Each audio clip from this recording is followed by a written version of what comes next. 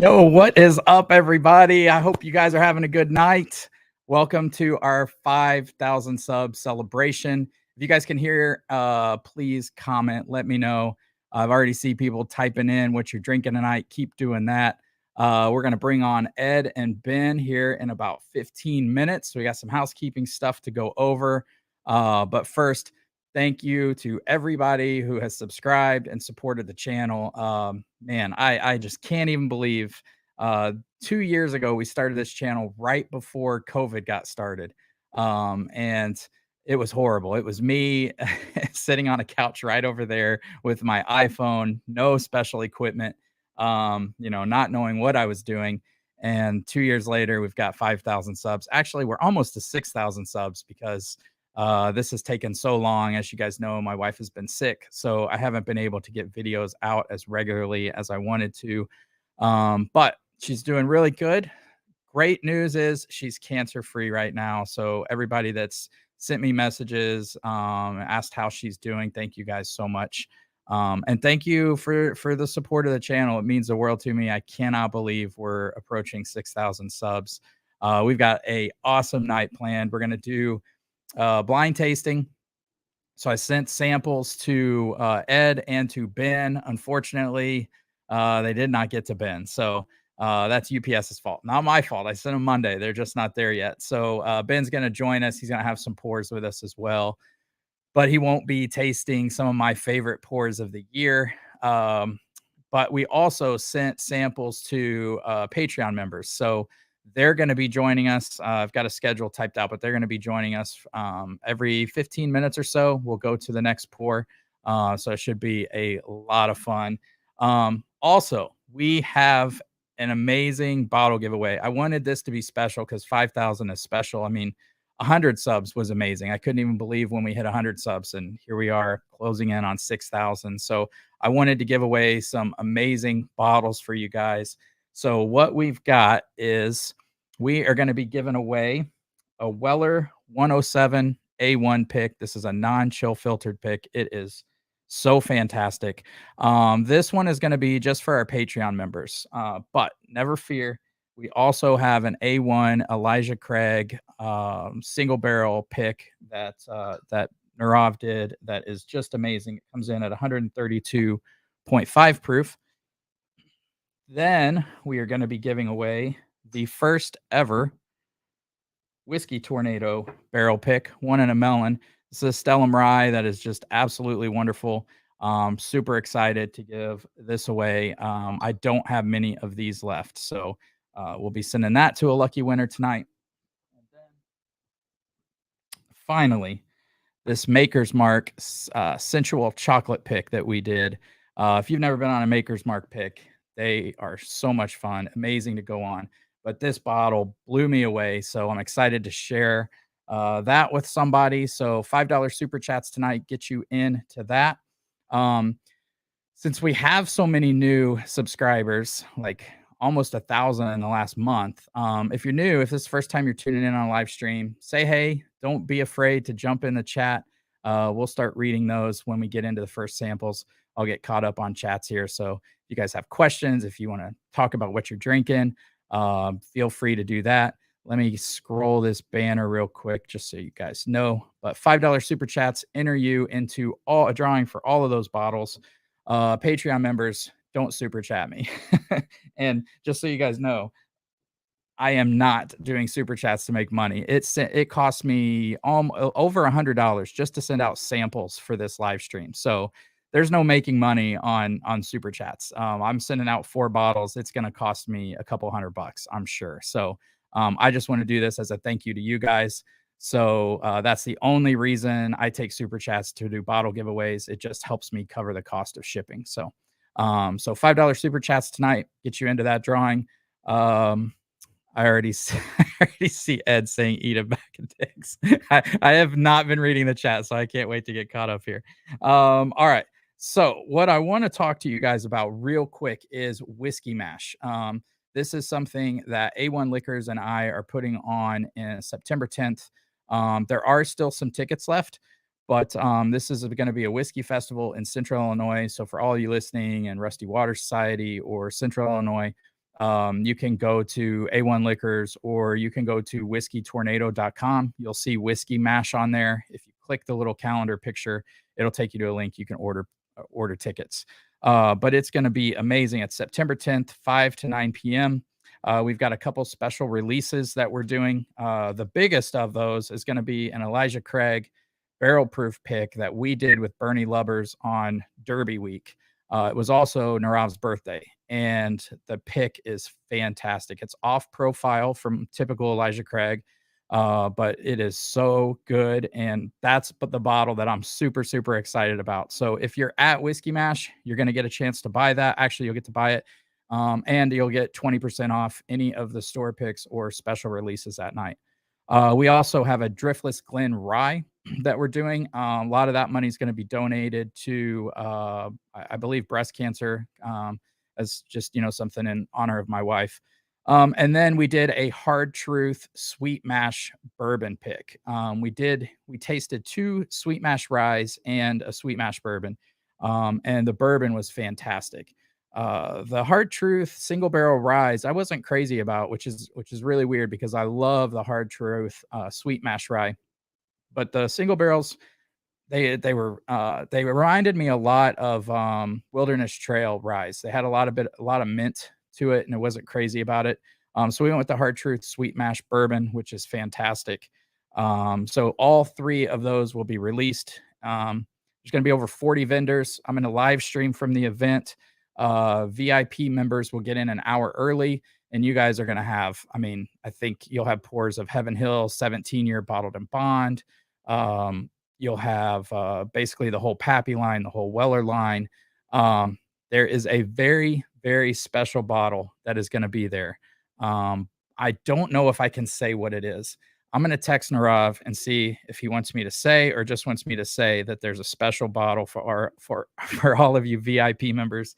You guys are not going to want to miss that. You're going to kick yourself if you don't get VIP, because it's special. I'm super excited. I've never had this bottle, so I'm excited to taste it. Okay, so that's September 10th from 5 to 9. Let's see.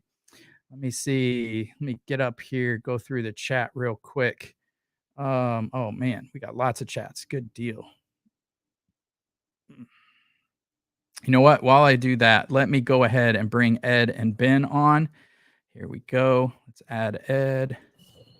Add Ben. What is up, fellas? Benjamin. How's it going? What's going on?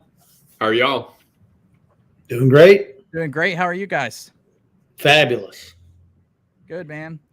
You guys ready for this? Ready for tonight? Absolutely. Super ready. Yep. All right, let's see. Let me change that. Now we're talking. And all right, we'll start going through some of these comments here. Jason's in the house. Ed Bell's in the house. Charles, what's up, guys? Harlan's watching from the firehouse. Cheers, guys. All you guys watching.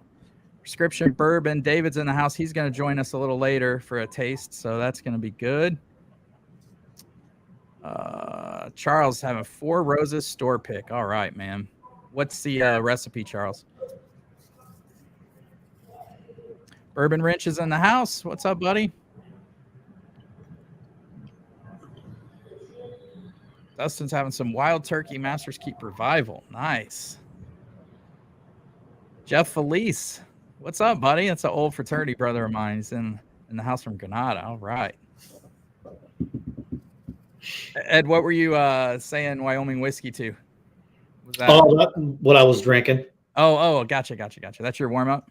Yep. All right. Rob's in the house. Derek Long's drinking Peerless Double Oak. Peter White drinking Stellum Rye. Power of Bourbon's in the house. What's up, guys? Yeah, I wish I drank those samples. Dude, I'm so mad. Hey, Ben, are you keeping track of Super Chat? Yeah. Right, cool. I got a little thing going. All right. Darren Lane got in the drawing. All right. Oh, yeah. Charles, Charles threw in a bottle of Henry McKenna 10 also, so that will be in the drawing as well. I have not had a bad bottle of Henry McKenna 10. No, me either, man. It's Nope, I got 2 unopened. I grabbed before I left Georgia, so I'm excited to open them. Yeah, people talk about getting a bad bottle of it, and I've just never had one. Maybe I've been lucky. Brad K's in the house. He's joining us as well. He's sipping on John Bowman. Nice. If you guys have any of the John Bowman single barrels? Nope. Mm-mm. I just have the Isaac Bowman finished. I don't have any John Bowman single barrels. They good? Yeah, man, they're real good. Yeah, Well, the single barrels are very good. If you see them, grab them. It's basically like E.H. Taylor, like an E.H. Taylor single barrel. Yeah. Nice. Erin's in the house. Yeah, she's doing good, man. She's doing good. So, David, man, this is probably the most chats we've had. I'm trying to catch up. Bubble Bath Bourbon's in the house as well. What's up, buddy? Whiskey Nose in the house. Joseph watched from the other side of the world. Congrats on 5K. Thank you. New to the channel. Welcome to the channel, Dustin. Welcome, Dustin. Always good to hear from people that are new to the channel. Let's see. All right. Ed, you want to pour that first one? She's poured, man. All right. All right. I'm going to try not to I'm going to drink with you and try not to show you what I got here. All right. Have you smelled it at all? Ooh, that is fabulous. Man. So there is nothing tricky in this lineup, just all good bourbon. I thought about sending you that Cardinal Spirits worst bourbon ever, but I didn't do it. I wasn't mean. The Perry. That is the funniest video you've done, dude. I was dying watching that thing. God, that was hilarious. Ooh, it's got a little octane to it. Oh God, it smells so good. Ben, I wish you had this. Let's see.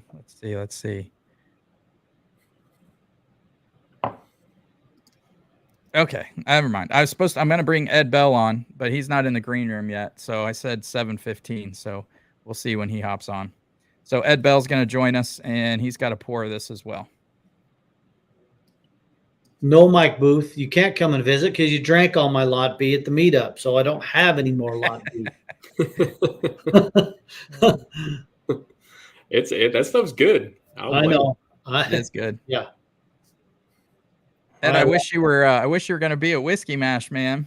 I know. I'm bummed I'm missing you guys. I get to hang out with my my fam. Jen gets to meet my sister and brother-in-law for the first time, so it's going to be a good trip.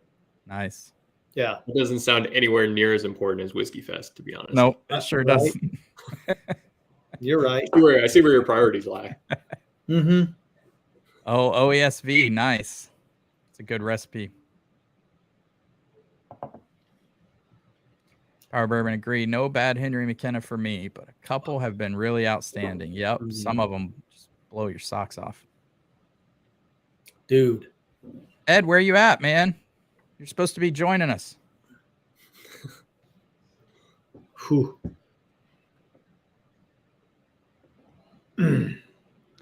So I was gonna have you guys, do proof and all that stuff, but we'll just talk to Ed, see what he thinks.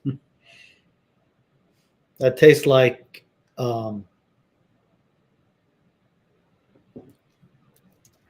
waffles with brown butter, maple syrup, and then I get an amaretto almond finish. It's fat. Oh, interesting. Good. This is good. I like it. I don't know if you've had it. On the nose, it smells dusty. It smells rick house. Yeah. Um, Honey, kind of nutty. yeah, like peanut shell, nut, like it almost has a little bit of a Booker's nose to me, but man, that's good, dude. I like it. Yeah, it's not as nutty as Booker's for me, but it does have some nuttiness to it. You kidding me? Just rip the top off my cork, off of the cork. With the pour something, just rip the top right off. This is the first time this has ever happened. Goodness. I've never had that happen. I've had it happen twice. Golly. Once on one of these freaking 1792 corks. They're the worst. And this isn't a this is one of those synthetic corks too. So it's like I could only imagine if I tried to drill into it. Oh no. You got what's up? Corkscrew? You trying to ease your way in? Yeah, I'm trying to see if okay, we got it. All right. Whiskey Nose in the house. he was the first super chat ever on this channel. Marty was? Yeah, Marty was. You don't remember that night? We're like, Oh, who's this yes, Marty guy? He keeps yeah, super yeah. chatting. Yes, I do. That's when he said Ed for president, right? Yeah. Oh Yeah. man, that pour gets better and better. That's so cool. That's real That- neat. Man, I don't even. I want really wish you could taste it. Man. Yeah, me too. I really wanted you to taste these blind too, man. Makes me mad. All right, here we go. Now we can add Ed. We can add Ed here. Let me I'm gonna have to change. Yeah. I'm gonna have to change That's things fabulous. here, but we'll add Ed. Ed, what's up, buddy? Hello, Ed Bell. How are you, man? I'm good. It's good to see you. It's got such a nice backdrop. I know, it's beautiful. It's beautiful. Ed, did you I think you're muted. No, he's good. Oh, was he? Mhm. Ben, can you hear me? Yeah, you're Oh, yeah, I can just hear a little quieter. Yeah, and it's there's kind of quiet. a little bit of Sir. background Well, noise. Whiskey Fixes a little quiet, so that should take care of itself in a minute. Did you pour this first one, buddy? I opened it. I haven't poured it. So number Okay. one, He's just running behind and everything. I know it's gonna be hard to keep this ship on schedule. You have like a real tight timeline. Yep. How you going to keep this thing out of the ditch, Lance? There's no way. Everybody's just gonna all be on one screen. It's so calm right now. And by the end of the night, it is not gonna be. No. I didn't think I was docket for another till 7:30. I got you from 7:15 to 7:30 on my schedule right here. Okay. Just like Hey. Lance sent me those samples. Everyone got. If you didn't live in a town called Pflugerville or whatever it is, Yeah, it's just outside Austin. Yeah, they still use the Stagecoach and Pony Express. Carrier pigeon drops them off bottle by bottle. You'll get them all next week. the lady was like, Yeah. "Are you Yeah. sure this is Austin? It says Pflugerville," and I was like, "Pflugerville? Is he live in like a Dr. Seuss book?" Yeah, Dr. Zeus book. Dr. Seuss. It's Yeah. Pflugerville. Yep. Well, now everybody knows. Shoo. Damn it. What do you think the Nice the Glenn. age of it is, Ed? You got to be careful with those, man. They break easy. I hear. Oh, do you? What, when you knock them off your barrel? Well, they'll definitely break then. Oh.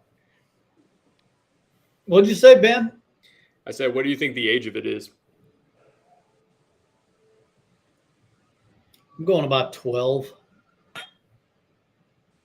14 year. It's dusty. To me, it's yeah. I honestly don't know what the age on this is. It's not super dark. No, it's not. It's No. not super dark. This is probably the lightest of all of them. Yeah. Yeah, three is like 3 is dark. Holy cow. Yeah, 3 is dark. 3 is dark.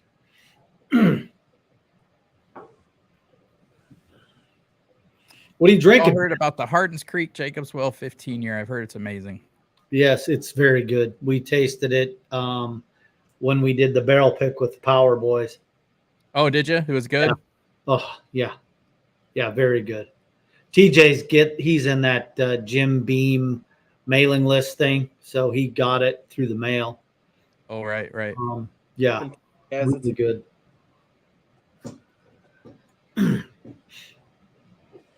What are you drinking, Ben? So Blue Note, it's a Blue Note juke joint pick. Nice. Oh, Those are are good. freaking good. Yeah, they are really good. Yeah. I started with Woodford Double Oaked. That's been one that I've been going back to so much. I think I've been drinking Really? that more than anything right now. All right, we're talking about number one. Yeah. What do you think, Ed? It's got it. It tastes like it has age. It's not showing the color. I'm suspecting because I'm just not getting a lot of spice. I'm historically really bad at this blind tasting. Starting to be bad at this blind tasting. Ed, what do you think? I like it. It smells like it has some age.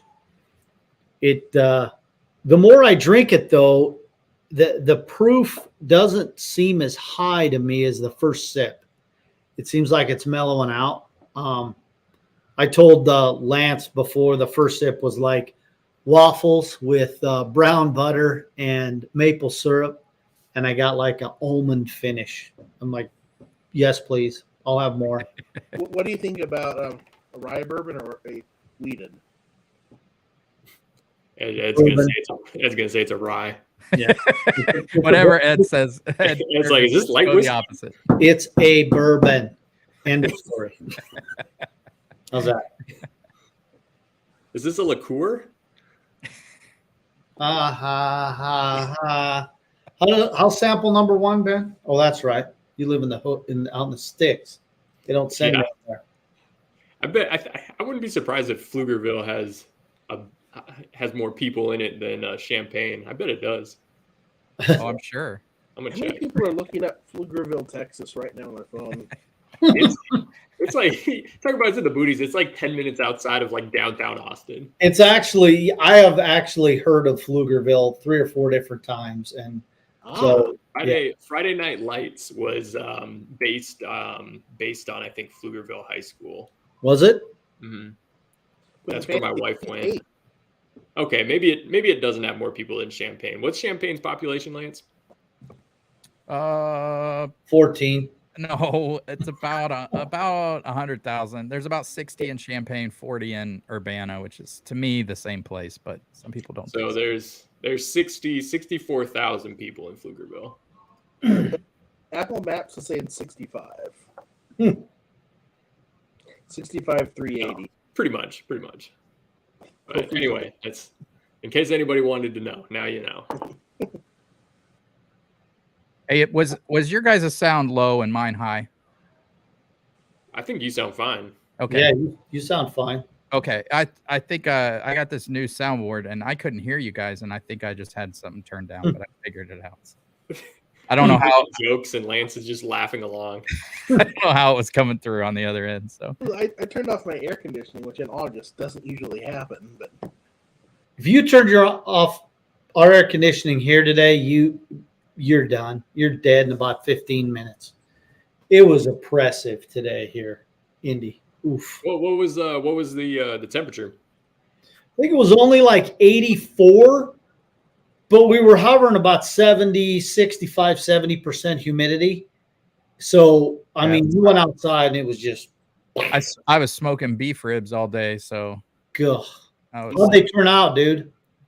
Freaking fantastic. Perfect. Those things, are they fall off the bone tender? I didn't get these cheeks by accident. Nice.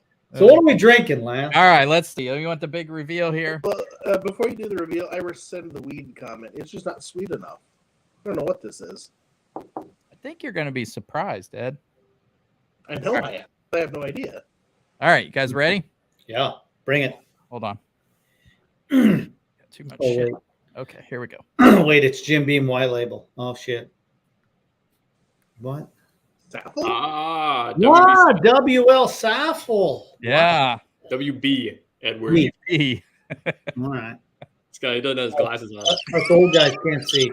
I have sound effects now. All right. Get ready, Ed. I haven't had this for a long time. Yeah, Apple. I hadn't Yeah. either. Had you had it, Ed? Mm-hmm. No, I've never had it. Oh, Okay, awesome. I didn't think you had. So Mm-mm. I picked up 2 little bottles when we went to Justin's house of bourbon last year. So what? This is a turkey product, isn't it? It is. And Yep. this, I think the first one that Eddie Russell had actual hand in, and the whiskey series that Campari's putting out. Yeah, that's pretty tasty. I like it. yeah, I just found we were in Kentucky and walked in a store and they had batch 1 just sitting there for $50. I was like, man, I haven't seen this in the store forever. Right. So, and I really like it. I wouldn't say it's like one of my favorites, but I like it. And I knew Ed was coming on, Ed Bell, and he's a big turkey fan. So I was like, I got to share that with him. I didn't know how long it had been since he'd had it. It's off profile for regular turkey. Yeah, I warmed up the Wild Turkey 101, and this was just miles apart from that. Yeah. So it's, Ed, it's 107 proof. 107. You know, I was Okay. actually thinking when I was saying it was a weed, I was thinking, I think he gave us antique. it's one that's Hmm. for me. It's like it's good, but I wouldn't buy. I don't think I would buy it again at $50 for one of those, because basically it's $100 bottle. 375, right?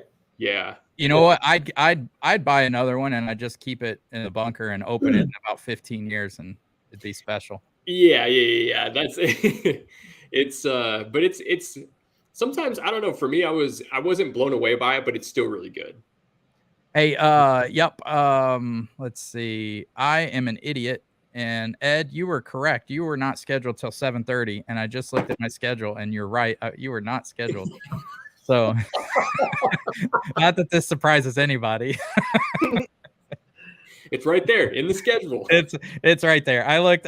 I saw Ed Berger's name, and got That's carried away. awesome. So, Well, there you go. Well, it's now 7:30, so I'm supposed to be here. yeah. Now we can just hang out a little longer. I don't Oh, have you to are pick you up on. yet. Welcome in, Ed. So Ed, I'll let everybody know at the end of the night we're gonna have a celebratory pour. We're doing a hazmat Elijah Craig barrel proof. We're gonna taste that at the end of the show. Ed, if you want to come back on, then you're more than welcome to. I don't know if you'll still be upright, but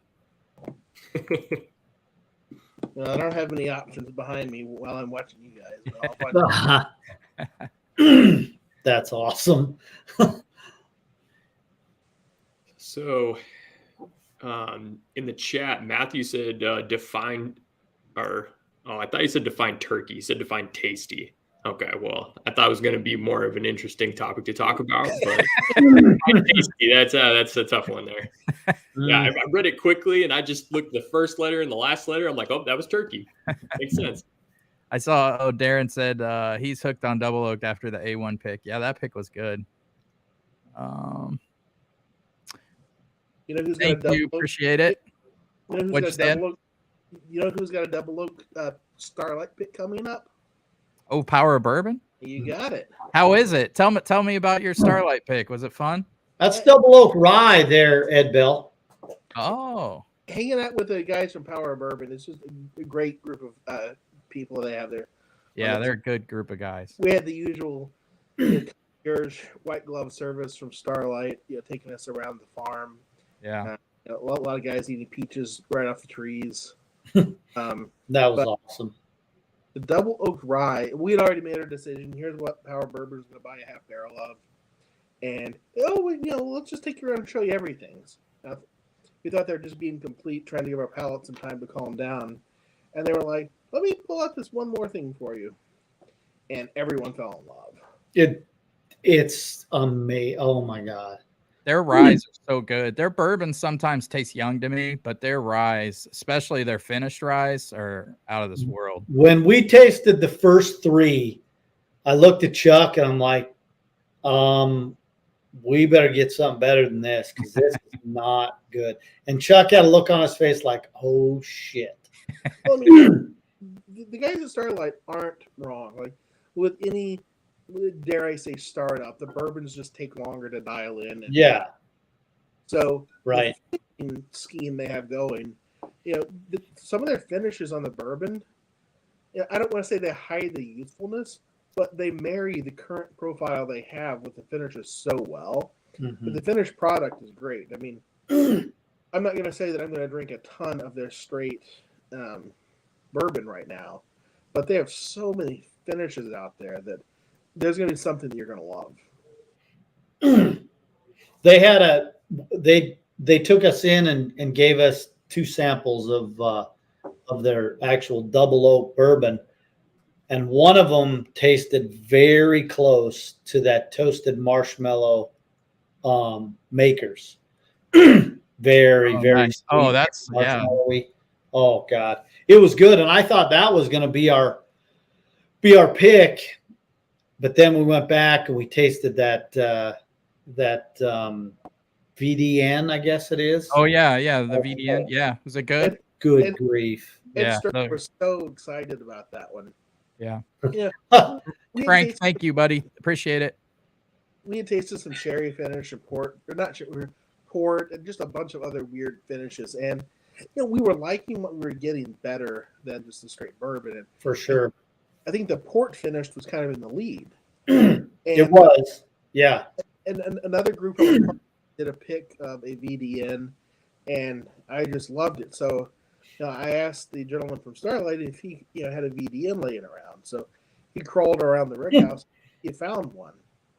And when I asked for VDN, I believe Ed Sturger's comment was along the lines of, "Oh, hell no." No, they're really good. Those VDN picks are good. I mean, I wish I had the Spanish to say VDN, like what Yeah. I can't. When they had a full blown straight rye, I think that was our 4th or 5th sample. That straight rye was fantastic. Yeah. It was really good. Yeah.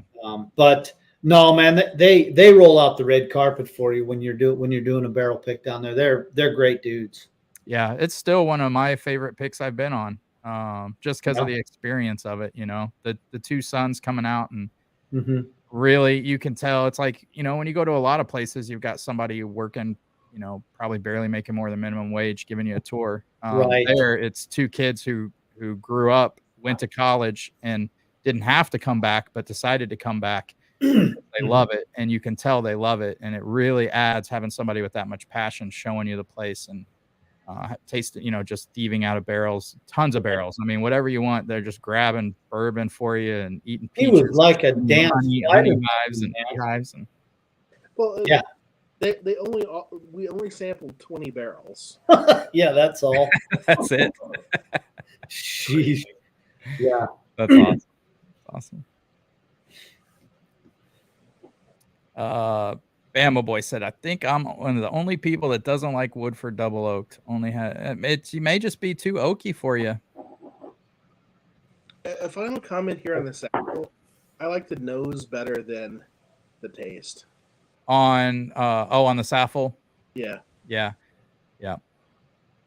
mean, I was going back and forth with the tiny bit of 101 I had left from pregame, and all of the sweetness, like all the caramel, butterscotch, vanilla, all of what makes a core style, it's just not there on the Saffel. Yeah.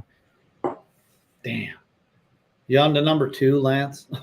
Yeah, I haven't poured it yet because I'm trying to get caught up since we were. You know what we could do? We could take calls since I can take calls now. I'm a little nervous to do that. That's hilarious. I'd be scared of this. I just want to know if you melted Cherries Garcia ice cream into this glass. Oh man, yeah. Oh my. 2 is special. 2 is special. Oh, Here we go. It does. It literally smells like here. Call this number.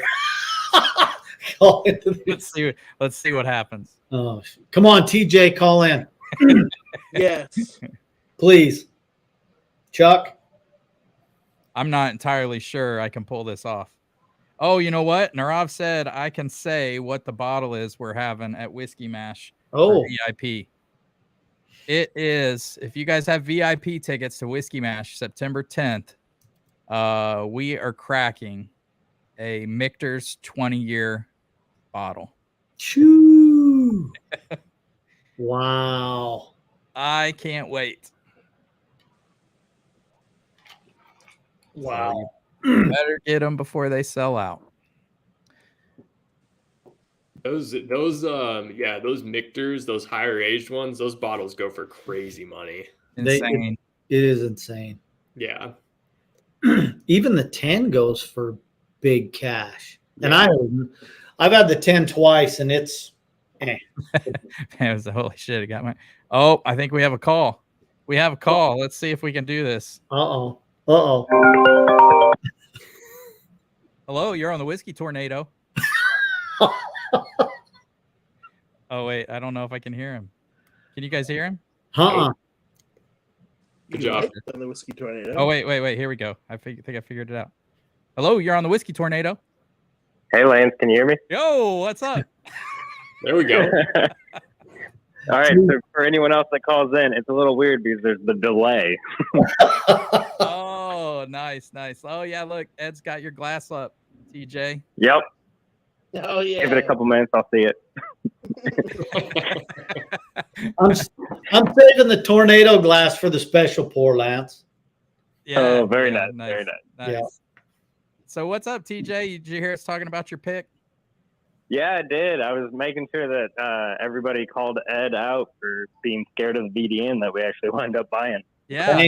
I mean, yeah, if Ed says stay away from it, you better buy it. You probably should. So, I mean, I'll have to get your opinion here, Lance. I'm thinking for the sticker, we just put the picture of him crying because Bardstown told him no, and we just say no. That's so. You mean this one?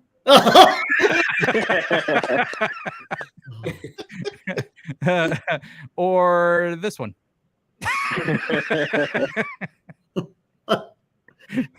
You're welcome, Ed Bell. You are welcome. I took the whole brunt of that. Oh, man. It's like Booker's titties didn't even happen. Nope. They don't even exist. I've got all the Booker's porn I can find up here. Yeah. Oh. Yeah, that's for sure. Yeah, All right. Well, you had a few bottles of Booker's. How far back do you have? Like what batch? My oldest unopened is 2019-04, and I think I have one before that that's open and almost gone. Every release I try and get to, my goal is to I'm 46 now, so my goal is if by the time I get to 50, I'll be able to have like an amazing vertical lineup, and then as far as like the things in between, I buy one, the second one to open, and depending upon how much I like that particular batch, I go back for more. Like, a batch I think people just never talk about is pigskin. And, at this point, I would buy as much pigskin as I could find it. Just about it. That was Lance's favorite until Bardstown came out. Yeah, Bardstown is great.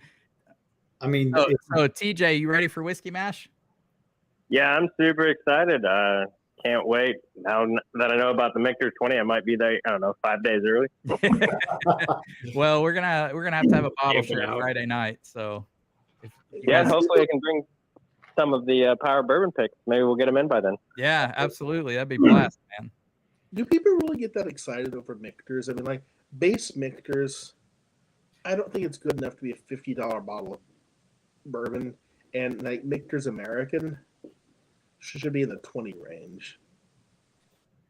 Yeah, I mean, Michter's American was one of my first whiskeys. Now, I guess it's not a bourbon, and it really kind of catapulted me into loving bourbon and whiskey. It was definitely, I think that's a great beginner bourbon or whiskey.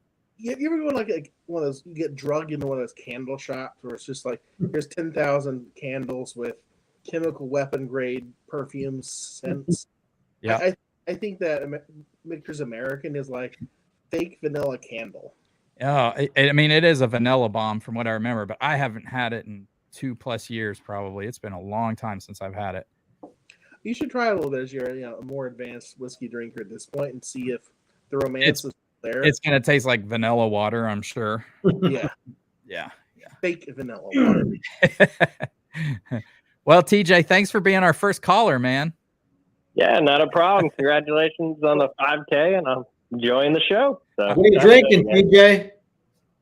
I need a couple more minutes to come back from the hidden barn, and then I'm going to go try something else. Oh, the hidden barn. Hey, TJ, Nice. can we get a sit rep on the basement? They start construction next Monday. Everything's picked out, ready to Oh. go. So by the time Ed shows up around November, the Power Bourbon Bar will be open. Nice.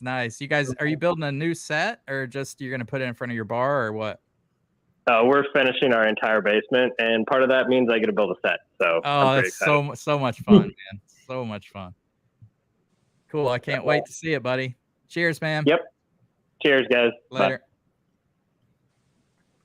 Hmm.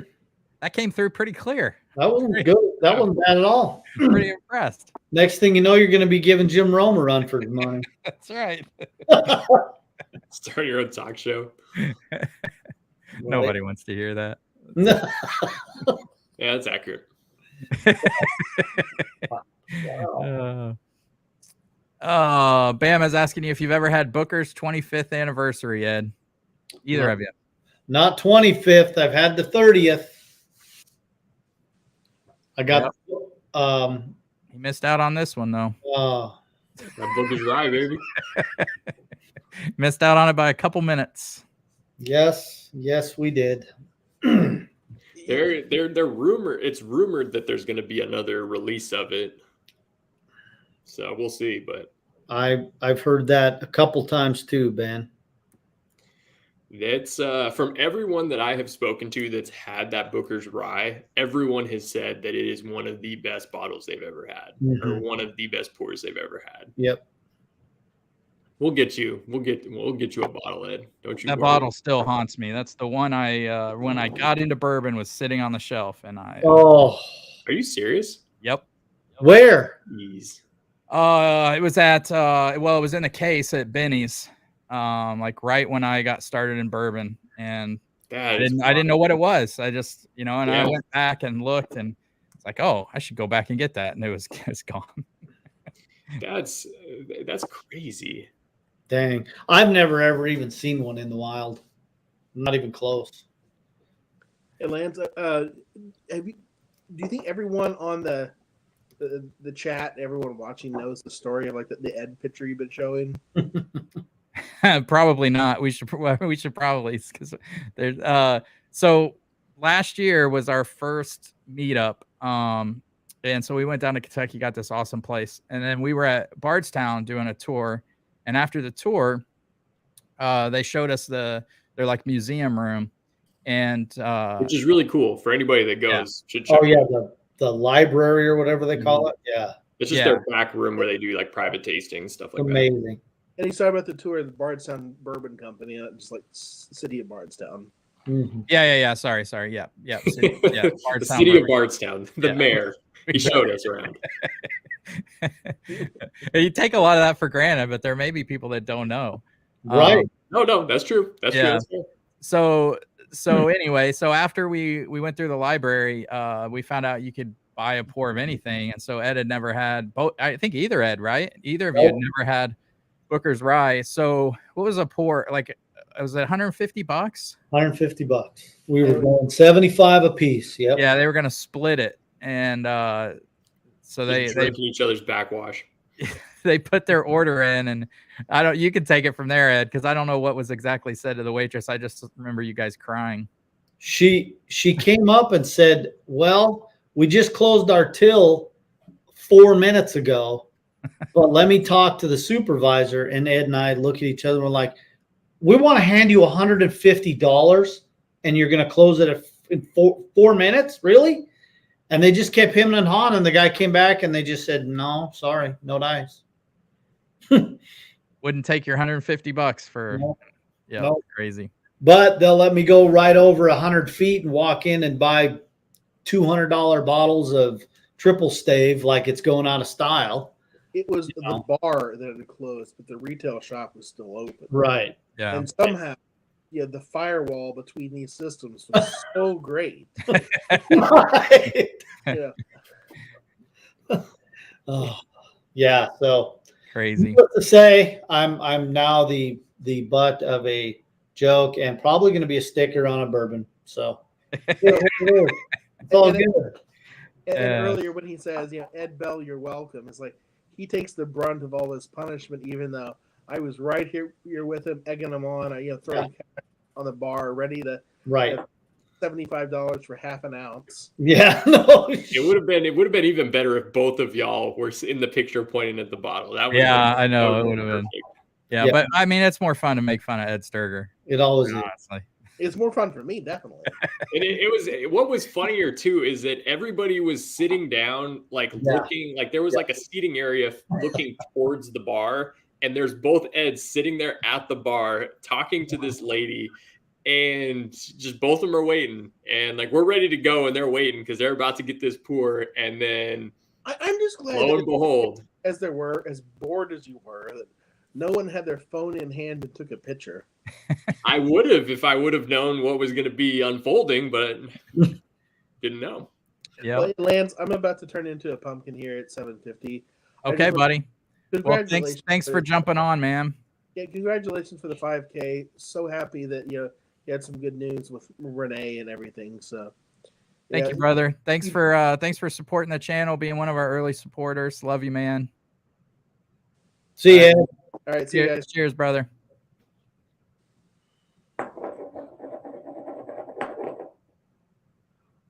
All right. So I'm not sure if Jeff's gonna make it, but Ed, just so you know, like you really haven't made it till you're on a sticker.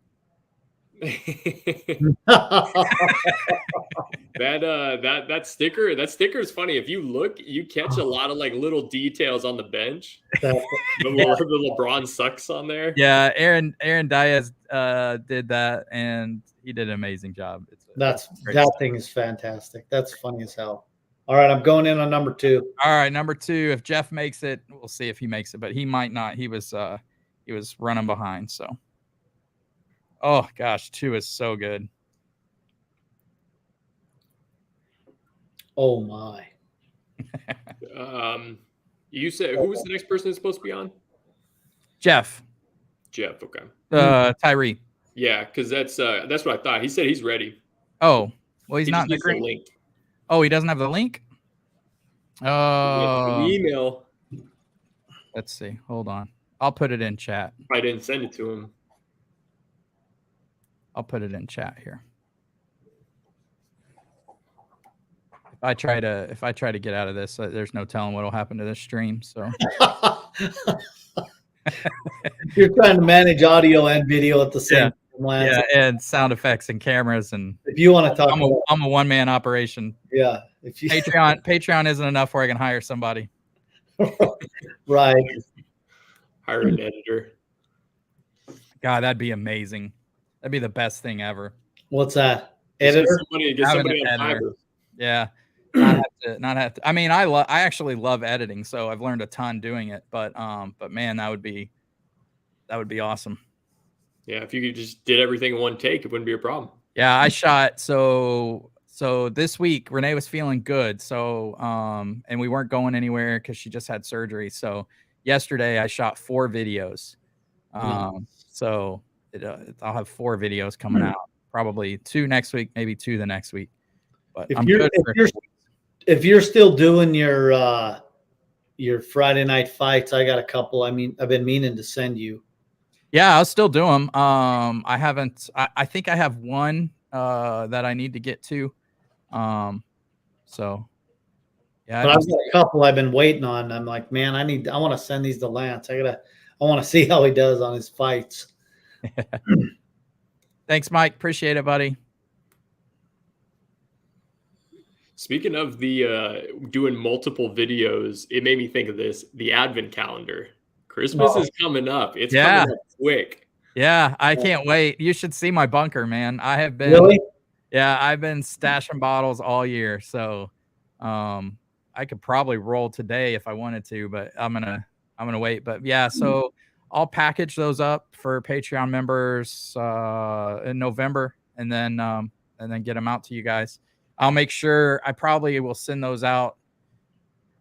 Well, shit, the way shipping is now, you can't count on anything. I'll probably have to ship them out 2 weeks ahead of time just in case, just to make sure everybody gets them. I'll save you shipping, Lance. I'll just drive over and get mine. Well, yeah, dude, we need to come. Renee, I talked to Renee. We definitely want to come visit you, man. So yeah, man, we need to do that in like absolutely the next, I don't know, few weeks or something. Okay. Do you need any bottles for the? Do you already have all the bottles for the Advent? If anyone, I do, but if anyone has good bottles they want to donate, go for it, man. I'll put them in. I've got one or two that I've got doubles and a triple of. I may send you. Okay. Bottles I want to get rid of. Yeah, no, I don't. They're good pours. I got a half-open bottle of Jack. Yeah. Here's Jeff. Let's see here. Let me switch this. 2 bottles of Old Tub. Hey, what's up, Jeff? Oh, I think you're muted. Oh no, I hear you. I can hear you. Cheers, buddy. Hey, Jeff. Cheers, man. Cheers. Oh, your microphone's not working real great though. Here we go.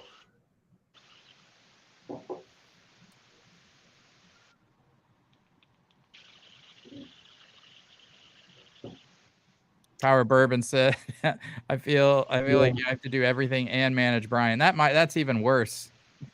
Right? Brian, which is like Ed. I think Brian's worse than Ed.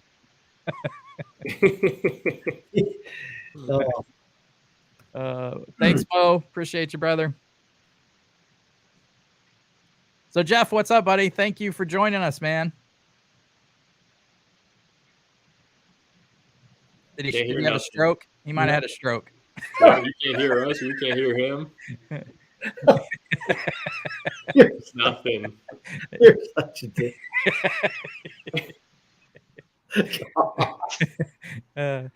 All right, Jeff. We need to call somebody. You good? Give him hey, Lance, give him the number. Have him call in. Okay, can you hear me? You want to call in? Oh, there we go. Heard something. I heard something. I think it's the AirPods. Yeah, it might be. I think it was he fell down the stairs. I really think he's been kidnapped the way that camera's working around. He's in somebody's basement. He's blink twice if you need rescued, buddy. Oh, that's awesome. All right, Ed. Let's maybe with Jeff will figure it out here. What are you tasting on sample 2? Oh God, everything and anything. It's amazing. This one is way better than 1. Put it that way. I agree. And you said this was number 2, right? Yep, this is sample 2. Oh man, cherries for days. Yeah, like dark, almost like Luxardo type cherries with kind of not a toasted but a new oak finish. But the cherry, oh my God. Do you have any guesses on distillery? Usually when you get all that cherry, I'm going Makers, but I'm not thinking it's Makers. This is very, very cherry forward. Very. Yep. But it's not, like with the Calumet series and the Sam Houston series, how you get that medicinal cherry. This is not that at all. This is almost like grapey to me, but cherry for sure. It's yep. It's almost like pruny plum kind of too, a little bit. Yeah. Oh, it's good. If you are a dark fruit palate person, this is perfect. Yeah. If that's your jam. Yeah. Jeff, thumbs up. Do you like it? Hey guys. Hey, I can hear you now, buddy. Yeah. Don't worry, Jeff. Lance is such a dick. I really am. I know. Oh, Yeah, Oh. there we go. oh. Damn it, Jeff. Now you screwed everything up. Darren, poor Jeff. In the chat. Oh, Just trying to support his favorite whiskey tuber. Uh, bless. Bless Jeff's heart. bless Jeff's heart. Oh man. What Wow. Oh, do you think? Any guesses on distillery, buddy? I'm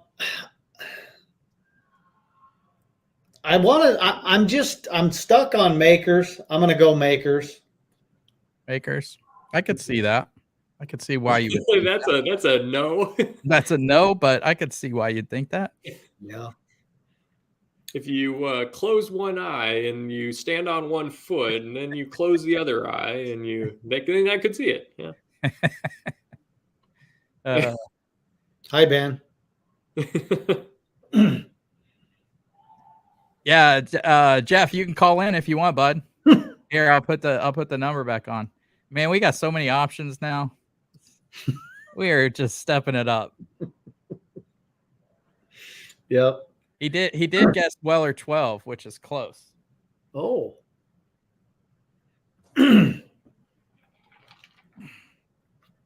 All right. I'll reveal it. I'll tell you guys what it is. All right. Oh, That's the A1 Weller pick. dude. It's ridiculous, right? Yeah. My original comment about it being Cherries Garcia ice cream in a glass is not far off. It's freaking amazing. Yeah. Is that a non-chill filtered pick? Yep, it sure is. Yep. Those ones are different. They are so different. Mhm. And that's one we're giving away tonight, guys. So I'm excited to give that one to somebody for sure. That is really, really good. So again, guys, $5 super chats go into the bottle giveaway. We've got tons of bottles to give you guys. And it's not to make money. I'm not going to make any money off this. It's just I sent samples out for this live stream. It was like $120 just to send samples. So this will just cover the cost of shipping these bottles, I'm sure. But that's the only reason I take super chats for these. So if you guys do a super chat, you're in the drawing. Ben is keeping track of those for me. So are you still doing it, Ben? Yeah, I'm still doing it. All right, nice. Thanks. Have a little faith, huh? It's like you're not Ed. Yeah. Oh, that's cold. That's where they're using an abacus to count. I don't guess Jeff's gonna call into the show. Oh wait, he's back. He's back in the green room. Here we go. All right, here we go. See if we can hear him. We're gonna try again. Jeff, you there? Not a good start. Not a good start. Locked up. Oh, he stroked out again. He's using dial-up for his internet. This is like, yeah, he's using the same service I used on my first live stream. Yeah, go down to Starbucks. Face towards him, trying to. You got a Starbucks nearby? He's trying to use his neighbor's Wi-Fi. I don't think he knows his camera's on. Yeah, this is when we just gotta take him out to pasture and just. Yeah. It's we gotta end the torture here. Oh, there he goes. There he goes. Fell on his own sword. Damn it, Jeff. Fell on his own sword. All right. Yeah, this is the roughest crowd you'll ever be around. I'm telling you. It really is, isn't it? Comes from a place of love. Brad is in the green room though, so we're gonna bring Brad on, and then we will move on to our next We sample. go on to 3. If Brad's audio isn't working, no more Yeah. people are coming on. This We're is shutting it or shutting Yeah. it. Yeah. Brad, you better make it right, Brad. Green room though, so we're gonna bring Brad. Uh-oh, here we go. Echo. Get the speakers on. Brad's audio isn't working. Is it working? Can you hear me? Well, yeah, we can hear you and us. We're getting a little background We're noise. getting some. Are you playing YouTube in the background? There we go. That's better than Jeff, right? Well, it is. You're up for a better start. How's There that? you go. There you go. There we go. Yeah. All right. Hell, I'm from Alabama, and I even Hold figured on, that hold out. on. Oh. God, you're a dick. You have raised the dickness like 4 levels, Lance. Like, it's unreal. It's unreal. And I give you $50 a month. What's wrong? What is wrong? Brad, Well, welcome, buddy. Thank you for the Patreon support, man. I'm excited to send you a sample and get to talk to you and have you on the show. So welcome, bud. Thanks, Lance. I appreciate it, man. Congratulations on 5,000 subscribers, and I'm just tickled to be here. That's good, man. Have you poured the sample yet? Why, yes, I have. Oh yeah. All Haven't right. tasted it yet, but I have Okay. poured it. It's Now number this 3, baby- correct? What'd you say, Brad? Number 3. Number three. This thing is dark. Oh yeah. Oh, Oh, yeah. That's fabulous. Where at in Alabama, Brad? Birmingham. Birmingham. All right. Yeah. Birmingham, Alabama. The nose on this one is ridiculous. That's really nice. Oh Some brown sugar, yeah, brown sugar is a good note on this. Molasses. Yeah. Oh, just a touch of cinnamon. Yep. it smells like a molasses cookie to me. Oh, Darren likes the soundboard. Thank you, buddy. Appreciate that. Hasn't used it on you yet, Darren. So Now, Ed, you're a Georgia fan, is that correct? what's that? You're a Georgia fan? I like the Bulldogs. Yeah, I lived in Georgia for a year. Okay. Well, congratulations on your national championship. We'll take one. Y'all can have what, 7, 8? I don't know. Are you an Alabama fan or are you a Yes. Auburn fan? Yeah. No. Oh no. I wear shoes and don't have sex with my sister. I can't be an Auburn fan. Oh, that's good stuff right there. Love it. That's awesome. As you can tell, I'm excited about college football coming up. Right. It's going to be interesting to see with that with the NIL deals going on. Yeah. Well, now with these schools basically in about 3 years, the Pac-12 is going to be no longer. I mean, Yeah, that that nuts. was wild. I can't believe someone didn't step in to say no. We cannot have this happening. Well, I want to know why you want to join a conference where 2/3 of your games are 3 hours away. You're 3 times or 3 hours away. It just doesn't make sense. What they'll probably do is I think they'll probably just do something similar to the NFL and just break it out Yeah. that way, but have just 2 main divisions and then bracket it out underneath. That's what I was thinking. Is they're going to have 2 you'll have 2 super conferences and Notre Dame because they Well, UCLA is in the Big Ten now. It's like right. it's Yeah. going to be crazy. Urban Meyer says, well, it's going to improve those deep rivalries. I'm like, what rivalry, Herb? Who does USC have a rivalry with in the freaking Big Ten? I can't. I'm never going to take Urban Meyer serious. No. Oh God, no. No. Yeah. Can you imagine? You're an NFL head coach, and you're like that's crazy. Yeah. That was a bad move. That was unbelievable. That was the biggest meltdown I've ever seen. I know. It's like you every once in a while, Urban needs to look at his name and his position and go, yeah, I shouldn't do that. Yeah, I probably shouldn't be here right now. What are you doing Right, in a bar? You're supposed to be going back with the team. It's just there are so many things that he was doing. Yeah. Kicking the kicker. Dustin, cheers, buddy. Thank you.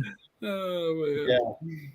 Yeah, Jeff said number 3 smells amazing. It is nice. Yeah. It does. I love the nose on number 3. So Ed, I went through and I had an initial lineup and then I tasted through them one night, and how you taste some things before and after and it messes up other pours. Yep. And so this was like a month in the making, and every pour tastes amazing, one after another. So, Boy, that just gets better the more it opens up too. yeah, it's done that in the bottle too. It's just the more it's got down, it's just damn, is it good? It's crushable. Whoa. Yeah. I'd propose to that nose. Yeah, yeah. Yeah. Hadn't even tasted yet. Oh man, the legs on that thing, dude. Yeah. Yeah. How old do you think it is, Ed? You got any ideas?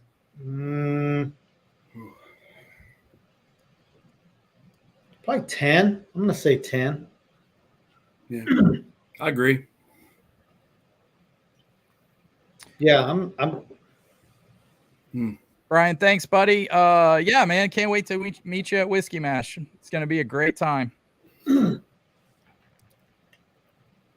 So Ben and Ed, I'm actually on the chat. I was Bama boy. So I was the one chatting with you, especially Ben, with about the Booker's 25 that I was lucky enough to be in Bowling Green the day it dropped and bought 2 bottles of it. what? Oh shit! Yep. You got it fired up. Oh, 150 you're a gonna make Ed bottle. pass out. And I traded one of the bottles for a William LaRue Weller 2017. The other one's got about a third of the bottle in it. Why you got to do that to me, man? It's got a third. If you were coming to Whiskey Mash, you might get a sample. Yeah. There you go. He's going to a like some kind of boy band concert instead. Yeah. Mine. No big deal. I mean, Backstreet Boys. yeah, Yep. new edition. Awesome. That's So yeah, Brad, you got tickets to Whiskey Mash, right? Yeah, I got VIP, man. Awesome, Yeah, dude. brother. Did you hear we're gonna have Michter's 20? I've actually had it once. I was in a bar in Nashville. I had it once, but it was just a tiny sip. The bartender and I had talked bourbon all night, and he said, "Hey, everybody had gone except me." I should be calling AA probably, but anyway, we poured a little bit of the Michter's 20, and we both sipped it, and oh my gosh, phenomenal. Yeah, Charles, sample 2 was the Weller 107 non-chill filtered pick from A1. That's one of my favorite of the year. Actually, it was last year, but Yeah, that. Narav was gracious enough to find another bottle for this giveaway for me, so That's fabulous. I'm excited to give away a bottle of that tonight. I'm getting a little chocolate on this nose now. Oh, totally. Yeah. Big time. Yeah. Yeah, that thing's the nose on this is like a journey. Oh, so good, man. And it does. It just gets better and better. From looking at y'all holding it in the glass, it just looks dark. Oh, it is. I mean, that thing. What do you guys have any guesses on distillery?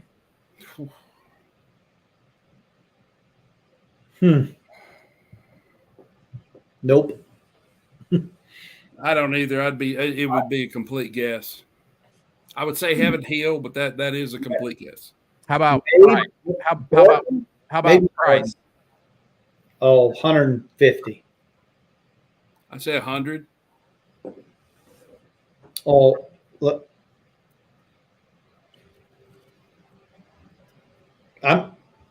No. Anybody else? I feel like I'm on the Price is Right. He says 150. I go 100. But that's what we do. In, right? Yeah, that's the right thing to do. All right, you guys ready for the reveal? Heck yeah. We got to get it way over here. So, all right, you ready? This is the Maker's sensual chocolate pick we did. Wow. Awesome. Life's like a box of chocolates. That isn't even. Oh man, it's insane, right? That is not. There's no way I would have ever thought that was a Maker's Mark. Yep. Yeah, you said it's a rye. It is so good, man. Yeah, and Brad, amazing on the chocolate because that's what we named it, sensual chocolate. I mean, we wanted to name it sexual chocolate, but Maker's legal team said no. So we sent them sensual chocolate, and they're like, "Yeah, that's great." Business to run. Yeah, we're like, what? Yeah, because that's not as bad. Yeah, how does sensual chocolate get through and not sexual chocolate? Well, it takes me back to Coming to America. I saw that when I was a teenager. So yeah, but so this was the one. This was the first maker's pick I went on, and we started with, we love the roasted French Mendiant staves, and we wanted to make that the most in the base. And then we didn't do any of the toasted French spice. We only did one Maker's Mark 46, 2 seared French cuvee, and then 1 baked American puree. So the baked American puree is basically just oak. It's the same thing as what the barrel is. So there wasn't any purpose in putting a bunch of those in. We didn't feel like. The seared French cuvee, that stave adds like this buttery kind of texture to the bourbon. But you can put too many of those in there. And so 2 was like the perfect spot for us. We love that. It gave it a really nice buttery texture to it. The Maker's Mark 46, we did another blend where I wanted to add more Maker's 46. And that blend turned out to be like cherry cola. It was really good, really long finish. But we tasted this. We asked Narav, we're like, what are you looking for? Are you looking for something that's really unique with a long finish, or are you looking for something that's crushable since this is coming out in summer? And so one of the guys' wives was with us, and she tasted it on ice. Both of the 2 we were going back and forth between, and she liked this way better on ice. And so that's what we went with, and man, did it turn out good. And I'm so glad it still tasted like when we were doing the pick, we're like, just so chocolatey. And I'm so impressed with it. Turned out so good. I honestly don't want to give away. I only got 2 bottles after this one, and I'm giving 1 away. So I'm only going to have 1 extra, but I think A1 still has some bottles. So but people sleep on some of those, and this pick, man, if you go in there, it will blow away most $100+ bottles. That's why I was really interested to see what you guys thought it cost. Yeah. I want now that I say 150, so basically it's half that price. Yeah, 70, wow. 70 $80 $70. Yeah, something like that. Yeah. It's the nose. I did the pricing off the nose by itself, but the taste was even better than the nose. It was hard to believe because the nose was excellent. It's by far the best makers, any of the makers that I've had, including FAEs, all those 1 and 2. It's better to me. It's really good. It's so smooth, buttery, like you said, Lance. Yeah, and I agree. I love FAE 01 and 02. I like 02 better, and I love FAE 02. But I like this better. But you always think, well, I help blend it, so am I just being biased or not? You never know. So it's really fun for me to send it to people and say, hey, taste this blind and tell me your honest thoughts. Like, I don't care if you don't like it. It's not a big deal. But I thought it turned out amazing. Yeah. Now that I think about it, as far as the finish goes and the drinkability, it reminds me more of 46 cask. Which is interesting because it's only got 1 46 stave. Man, it's got the viscosity in the body of like 46 cask to me. It's really, really good. You guys did a great job here. Ed, would you say this is a Scotch? Is that what you're going with? Mm-hmm. I thought so. I didn't know if you were. I mean, after all the kidding you took for the rye wheat thing, man, I couldn't help it. I'm sorry. No, don't be sorry. Don't ever apologize on this. Isla Scotch. We'll allow it. No, see, he's raising the bar. You're gonna fit right in, Brad. I might as well give you $60, Lance. Hey, Ed. By the way, I know you'll appreciate this. I've got a boxer. He's about 5.5 years old. I named him Booker. Nice. Oh, nice. Nice. Yep. I love boxers, man. They're the best dogs. They're wonderful. Yeah, I agree. We just saw one today that is it's like almost a buckskin color. And I was like, what the heck? And Jennifer's like, look at that boxer. I'm like, that's not a boxer. Like, yes, it is. And yeah, sure enough. But man, it was like the super light buckskin color. Looking dog. Yeah. I've had fawns in the past, and the one I have now, he's a tiger stripe brindle. He's really dark, and that's why I went with the Booker. I love it. So Jeff Tyree has I forgot I sent everybody two samples and the celebratory pour.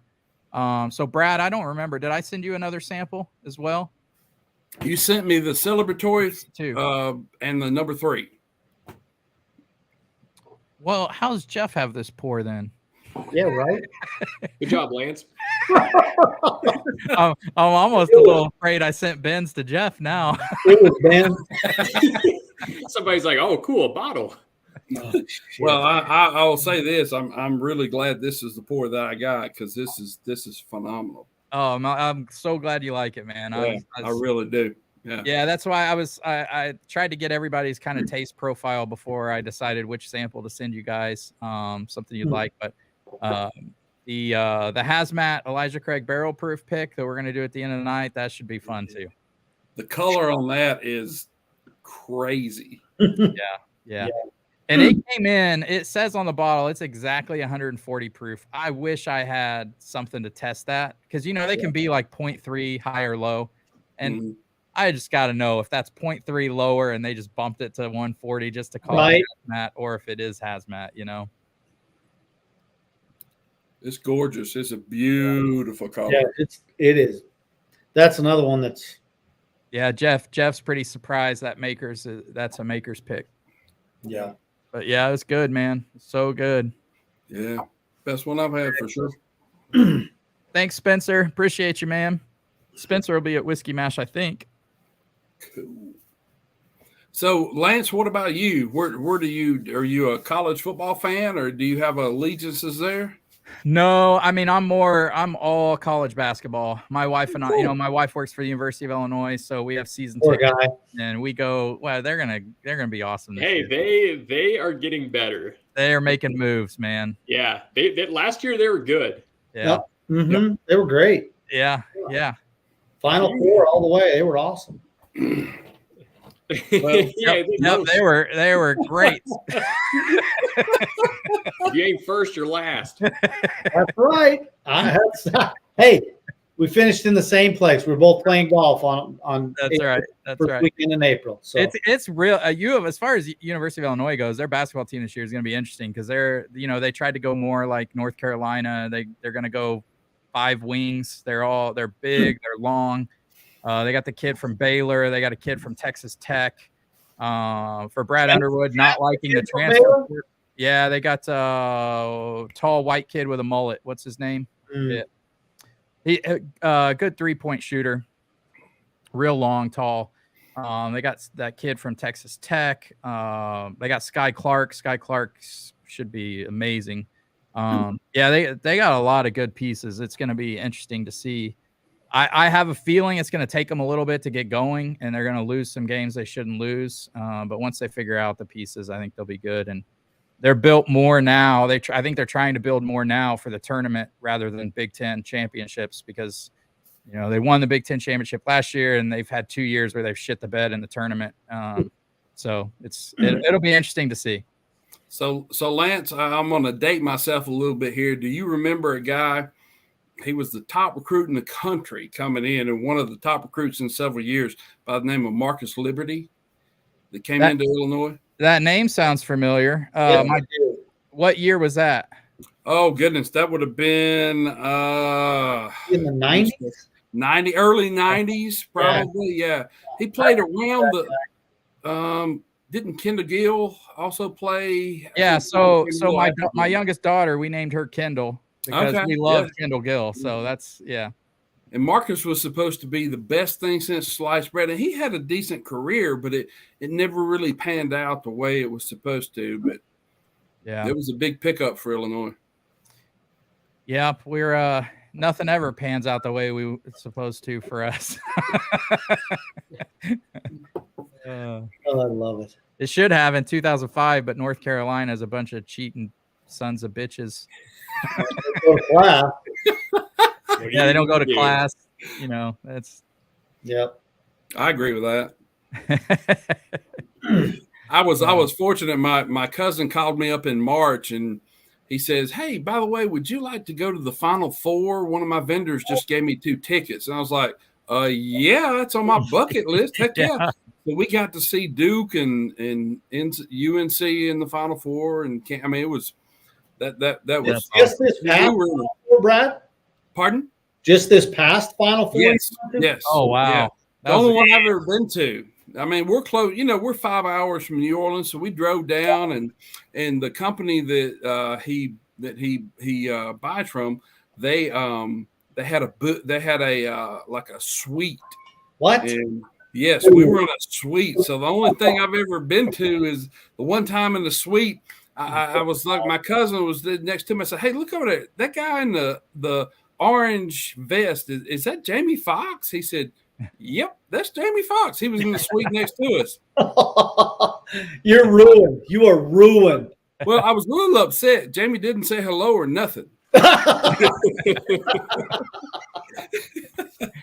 Oh, that's awesome right there, man. It was. Yeah, that's good. Final Four. That was awesome. Yeah, we had a great time. You didn't get the COVID or anything, huh? Yeah, I did actually. Oh. You say that? That's what I brought home. That's the souvenir. Oops, that's a bad joke. Yeah, well, I got the COVID. My wife got the COVID, and but it wasn't bad. I mean, I say bad. It was about like having the flu, thankfully, because I'd had my shots and stuff. So, Mm-hmm. Oh, nice. My rabies, my distemper, my COVID shots.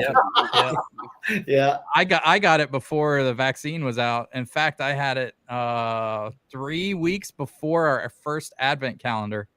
Wow. You had, remember that? So there, Brad, he had 240 followers, and I live in Indianapolis, and he had just gotten over COVID, and we were talking. I'm like, "Hey, how about I come over? We do some bourbon hunting." He's like, "Yeah, come on over." So he had just gotten over COVID. We got 240 followers. We went out, and oh man, that was a long night.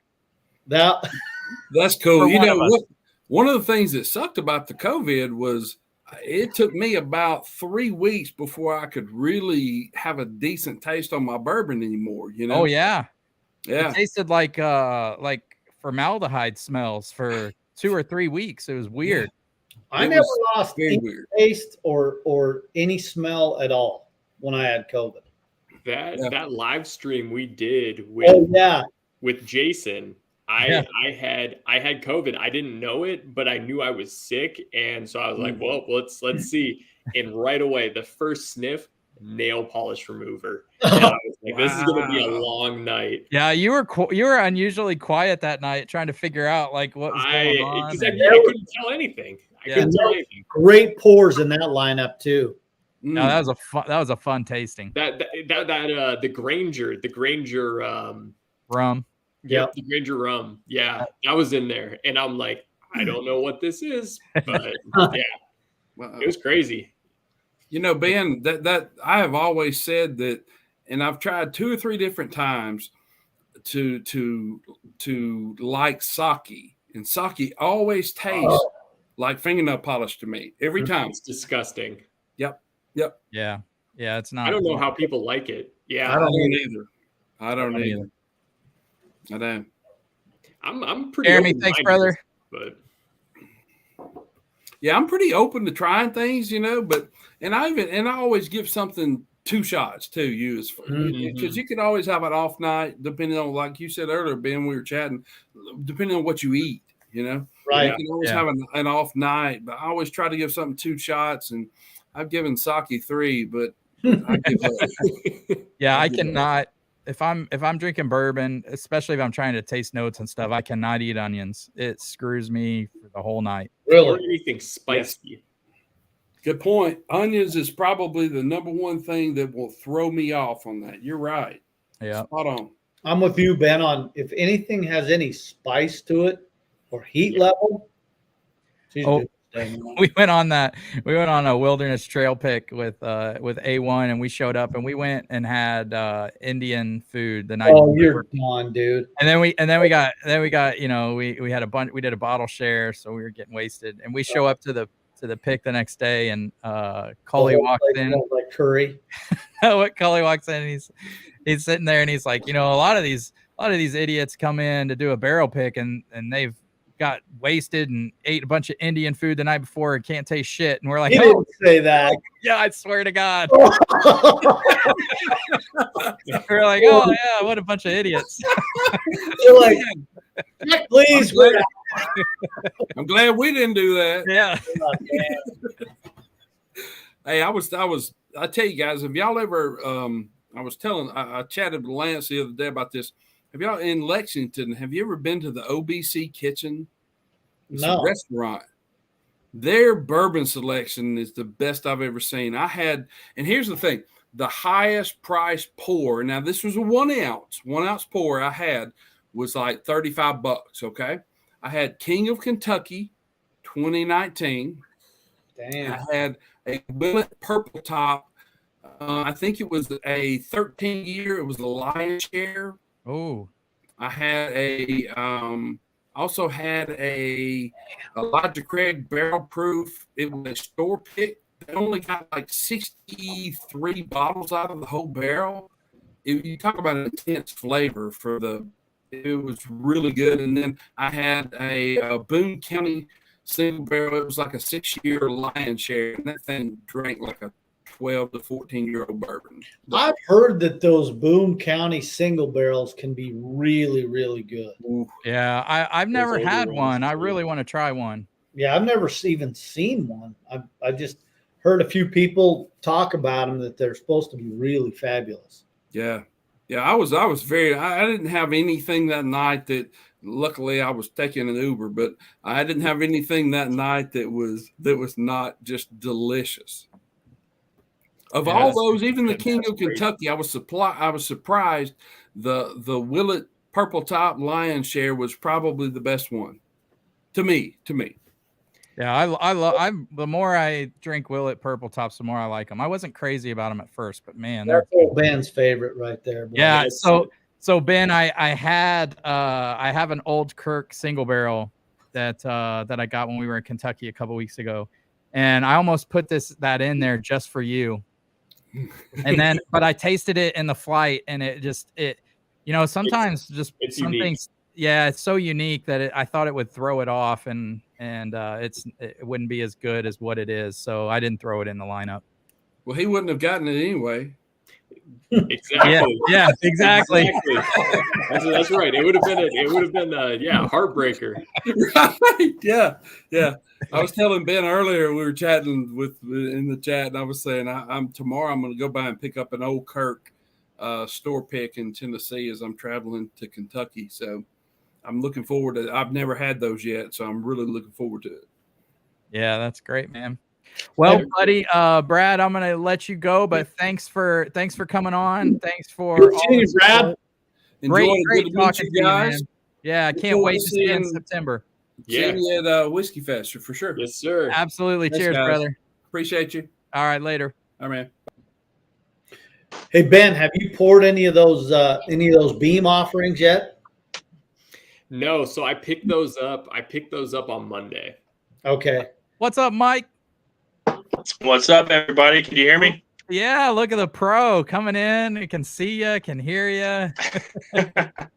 I set it up 30 minutes ago, making sure that everything comes in right. Yeah, you didn't want to be grilled.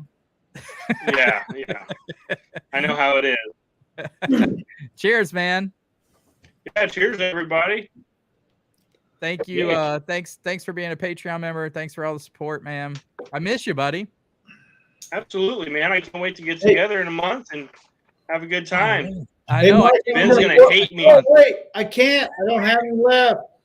Hey, last thing I remember is me having 1 or 2 drinks of that. All right. I don't remember probably. You don't remember 2/3 of the weekend. What are you talking about?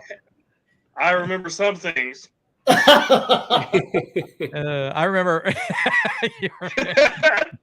I just love you. I got to give you shit, man. Good to see you, buddy. No, it's all right. It's all in love. I don't care. Did you pour this 4th sample? Yep, got it.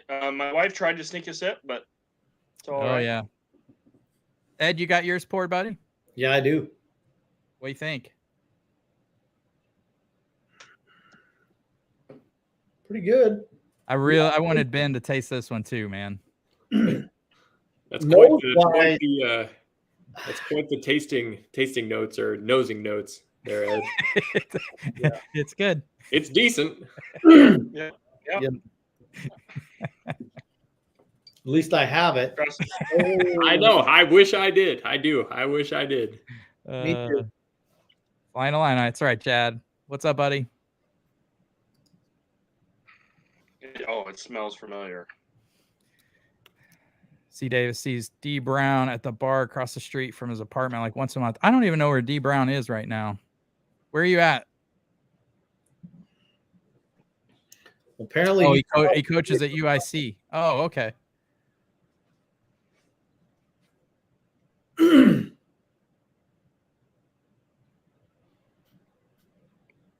So Darren said basically he was saying how whiskey is so much more than just whiskey. It's about meeting new people, hanging out, enjoying stuff.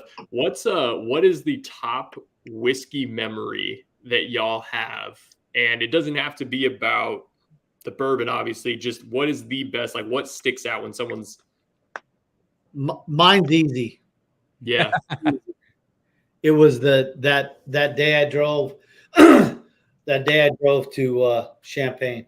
That was just, I mean, and even Jennifer says it all the time. She says, I can't believe the bond you've made with people over bourbon and the internet. She said, it blows me away. She saw it firsthand. We came to her house. I know. Showed up. But it was that one. And then on the Power 1000K night, when I gave that Ferrand away and Nicholas West won it. Mm-hmm. Yeah. He did a video tasting of it on YouTube. Oh, nice. Did he love it? Oh my God. His reaction was better than I'm like, I'd have given you 10 bottles for that. It was amazing. The way he was blown away. He said, this is the best thing I've ever had. Yeah. And it was that's funny you said that, because mine, obviously, the meeting you, first Patreon member, Ed came over. That was fantastic. Our meetup was so insane. We had such a great time.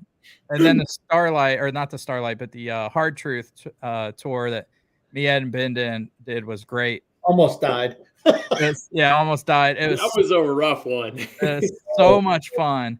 But the cool thing about bourbon, like Ed was saying, is how people come together. And I don't remember, we were on a live stream and we were making fun of Ed because he didn't get to try his Bookers. And one of the A1 guys, the Rusty Water Society guys, saw that, knew somebody who had a bottle of it, messaged them. They sent me a sample. I sent Ed a sample, and then Ed tried it on. I don't remember what live stream it was, but 2000 maybe. Maybe, yeah. But it was so cool to just see this like string of people come together just to get you a sample of something they knew was important to you. So yeah, I mean, it's always it's really like none of us are ever going to say, oh, it's that time I tried Pappy 23. It's not it. It's not going to be it, you know? And the fact that I got invited to go on the Power of Bourbon barrel pick with them, that's another experience that I never would have came across without getting into the whiskey tube community and meeting those guys. And just great dudes, man, all the way around. All the guys at the meetup when we were down in Kentucky, that was a freaking blast. I mean, just great. Yep. What about you, Ben? Man, so I've got a few. I couldn't pick just one. I think the live stream, Lance, that we did, it was like one of the first ones that we did, and you sent, it was like Discovery 3, Wild Turkey 17 bottled in bond. Bourbon of the Year live stream. Yep. Yeah. And but I remember the Blom Brothers and that Smoke Wagon. Yeah. Two stick out so much, and like you appreciate it more now. You appreciate it more now because all that good MGP is gone. But those were so. But isn't that funny? Like we were sending samples of that stuff back then. Yeah, Crazy. Yeah, it was just a different it was just a different time. But I mean, then also too, just the meetup and just kind of like sitting around the fire with the corn husks, having to use that to start the fire, like stuff like that. It's just any bourbon memory that I have that's worth anything, it always involves other people. And that's, I think, the cool thing. That's the cool thing about bourbon is like you don't think about the time that you popped a bottle of William LaRue Weller and you drank it by yourself. It's like, no, it's about the time that I had it with a bunch of other people. We had a bunch of other stuff. It's just those are the memories that really stick out. Yeah, I can't. I've got friends who come over and they say, "Oh, well, what's your favorite bottle?" And I always show them this one because, I mean, this is just the most fun that I've had with anybody. Drinking bourbon and having a good time. That's awesome, man. Yeah. Yep. So, Darren asked me, what's that bat sound? I know, man, this is a cricket sound. So every time Ed tries to make a joke and doesn't, it's a cricket sound. It does kind of sound like bats. It does sound like bats. I need a new cricket sound. I'll have to download something else. Dick. Bats apparently are real prevalent in Austin. I didn't realize that when we moved here. Oh, you got like one of the hugest bat colonies in the world. Yeah, people go out there and they take videos of these bats flying out from the underpass. It's a weird whatever. It's insane. It's a weird thing. Bats are strange. Yeah. No shit. Yeah. Yeah, they're weird looking. They're weird looking creatures. When people talk about aliens, I think about bats. Yeah, I think about both of those. Octopus they're straight aliens. Those are another one. I can't even eat them because they're too. I feel bad eating them. I don't feel bad eating anything. Like these things don't deserve it. No, they're too crazy. So I started recently with my kids are starting to get old enough to the point where they can start kind of understanding some like National Geographic type stuff. So I'm like, let's put on some stuff, let's put on some stuff for them. They did like a deep sea one where they were talking about octopus. It's crazy. You think about thousands of feet underwater. I mean, the furthest I've gone is 12 feet underwater, and I felt like my head was going to explode. You think about thousands of feet under, these things are just living down there. The ocean's a scary place. The ocean's crazy. Okay, Ed, I don't know the difference. It was one of them, all right?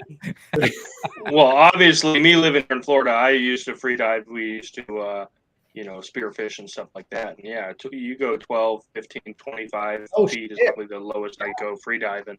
And it's the pressure that you have on your body is just tremendous. So it's amazing that what they can get away with doing, Yeah, just the way they change colors and camouflage. It's just amazing. They're amazing. But those real big ones, I mean, they can get huge. They were showing this video of one. Yeah, you're thinking of squid. Come on, Ben. I mean, I don't know which one's which. I'm gonna consider them both. They're both aliens, all right. But those tentacles, goodness. Yeah. Which ones? The squid? Those are the ones that like fight the whales, right? Yeah. Yeah. That's wild. That is a wild. I'm having a Cinnabon experience over here.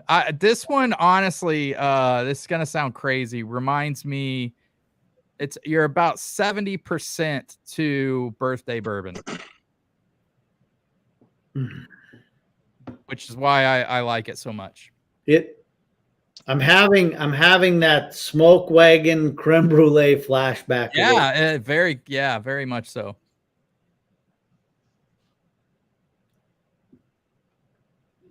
You want to talk about something that's freaking crushable? Oh, this one. Yeah, I just did a review on this. It'll come out either next week or the week after. But it's one I haven't seen any reviews on it yet. So I don't know what people are saying about it, but I freaking love it. Man, that's good. Yep. That might be number 2 in the clubhouse so far. Oh yeah? Oh, nice. Rob said we pros at it. I think he's referring to the when we ate Indian food and then did barrel picks. What do you think of this one, Mike? Well, it sips easy, but then again, I did come off a couple hotter bookers. Oh, geez, so- this might taste like water to you. Yeah, it sips pretty easy, but I still would think that it'd be somewhere in the 110. Yep. So it's 118. Somewhere in that area. Okay, 118. Yep. Well, is this? We want me to Is reveal this it? that Woodford batch proof? Do it. Yep. Yeah, there you go. Oh man, that's my new- jam. I've been looking for that everywhere. Yeah. Well, I mean, it probably tastes a lot better to you if you hadn't had a bunch of bookers. Yeah, well, no, it It's still tastes good. Yeah, I'll be Those are honest, cute Mike. shells. So I had this. So the maker's pick that we did, that was the pour before, was only 110 proof. And I put this initially, I put this after that. And even after the makers, it became water. Even after the 110 proof makers. So I had to put it after the makers in the lineup so that it tasted like it should. It's really good. But yeah, if you've had a high proof bourbon, it can easily be drowned out, I think. Yeah, I've only been waiting a couple hours to come on, so that is it's a all right. human roll for sure. Yeah. Oh man. It's really good, man. I'm so glad I got a bottle because Yeah, some of the Woodford batches I haven't been crazy about. The one I liked last year's. the but, 128.3, I think it is. Yeah. That one's good. Yeah. Yeah, so this one was bunker worthy for me when I reviewed it. So Oh, I agree. yeah, it's really good. Yeah. Yeah, It's I'm getting a nice finish. The only problem that I have with Woodford stuff is kind of like what you said, Lance. It's like if you drink something that is maybe a little bit older or something like that, it definitely you go to the Woodford and it just doesn't hold up. Mhm. Yep. Because it does seem younger. Like it seems like fragile, I guess, if that makes sense. Like the flavor profile is very fragile. Yeah. And so with some whiskeys, like Elijah Craig Barrel Proof, you can drink damn near anything and it'll be fine. Oh But yeah. it's like with Woodford stuff, if you don't have the right thing before it, or you have something, you have something higher age or something like that, it throws it all off. Yeah. The body on them just doesn't seem to be as viscous and as Mhm. complex and dense as That's some of the other stuff. Yeah, that's exactly in my review. I mean, you guys will see it soon, but the body I think was one of the lower, even though it's really good, like the body is something I dinged it for. But God, that mold is woo. But I had it next to I got my birthday bourbon out and had it side Oh. by side with birthday bourbon just to see, because when I tasted it at first, I was like, man, that reminds me a lot of birthday bourbon. Mhm. And Birthday bourbon just blew it out. yeah, I mean, it's a lot more dense and a lot more concentrated flavors. But you're 70% there, man. If you're always looking, if you don't know what birthday bourbon tastes like, find Woodford. I mean, even the Woodfords are getting hard to find. They're allocated too, but a lot easier than birthday bourbon for Oh sure. yeah. Well, My biggest issue with we've got around here in Florida, I've seen a lot of the double oak picks, and my biggest issue is that I wish they made them barrel proof. Yeah. Because they're very good. Yep. But if they were barrel proof and I feel like a little more thick and creamy, they would be just some of the best barrel picks you can get. I think if they Absolutely. just take them to 100 proof, they don't even have to be barrel proof. Just take them up to 100 proof and they'll be amazing. Yeah, even that So- would be. I hear, like, I used to think that, and then I had some of the older Woodford batch proofs are terrible. Mm-hmm. That's what I've heard. And they're just not great. And so I'm like, it could be just they have a certain flavor profile, and once you start to get it higher proof, because I think too with younger stuff, which I think Woodford naturally is younger, I think with higher proof, you start to get maybe more of that youth, more of that just like ethanol, like the Old Forester barrel proof stuff, those single barrels, some of those are just awful. And so I think it is maybe more volatile at some of those higher proofs like that. So I think they just try to tame it back. They're like, we know what's good for you. Yeah, yeah, I can get that. But no, that's tasty pour, Lance. Thanks for sharing that one. That's a good one. Yeah, man. It's good, right? Oh yeah, I'm still looking for that bottle. So, Mike, you're coming to Whiskey Mash. You're staying with Ben, right? Oh yeah, he's gonna hate me after I snore and he can't sleep for 2 days. Dude, my poor wife, man, she hates. I started snoring more and more as I get older and fatter, and it's not good, man. Yeah, my wife she just elbows me until I'm bruised. Yeah, fatter. That's freaking. It's not good, man. I'm getting too good at using my smoker and cooking beef ribs and drinking bourbon. Yeah, you can send some of them beef ribs this way, man. Dude, there's nothing better than smoked beef ribs.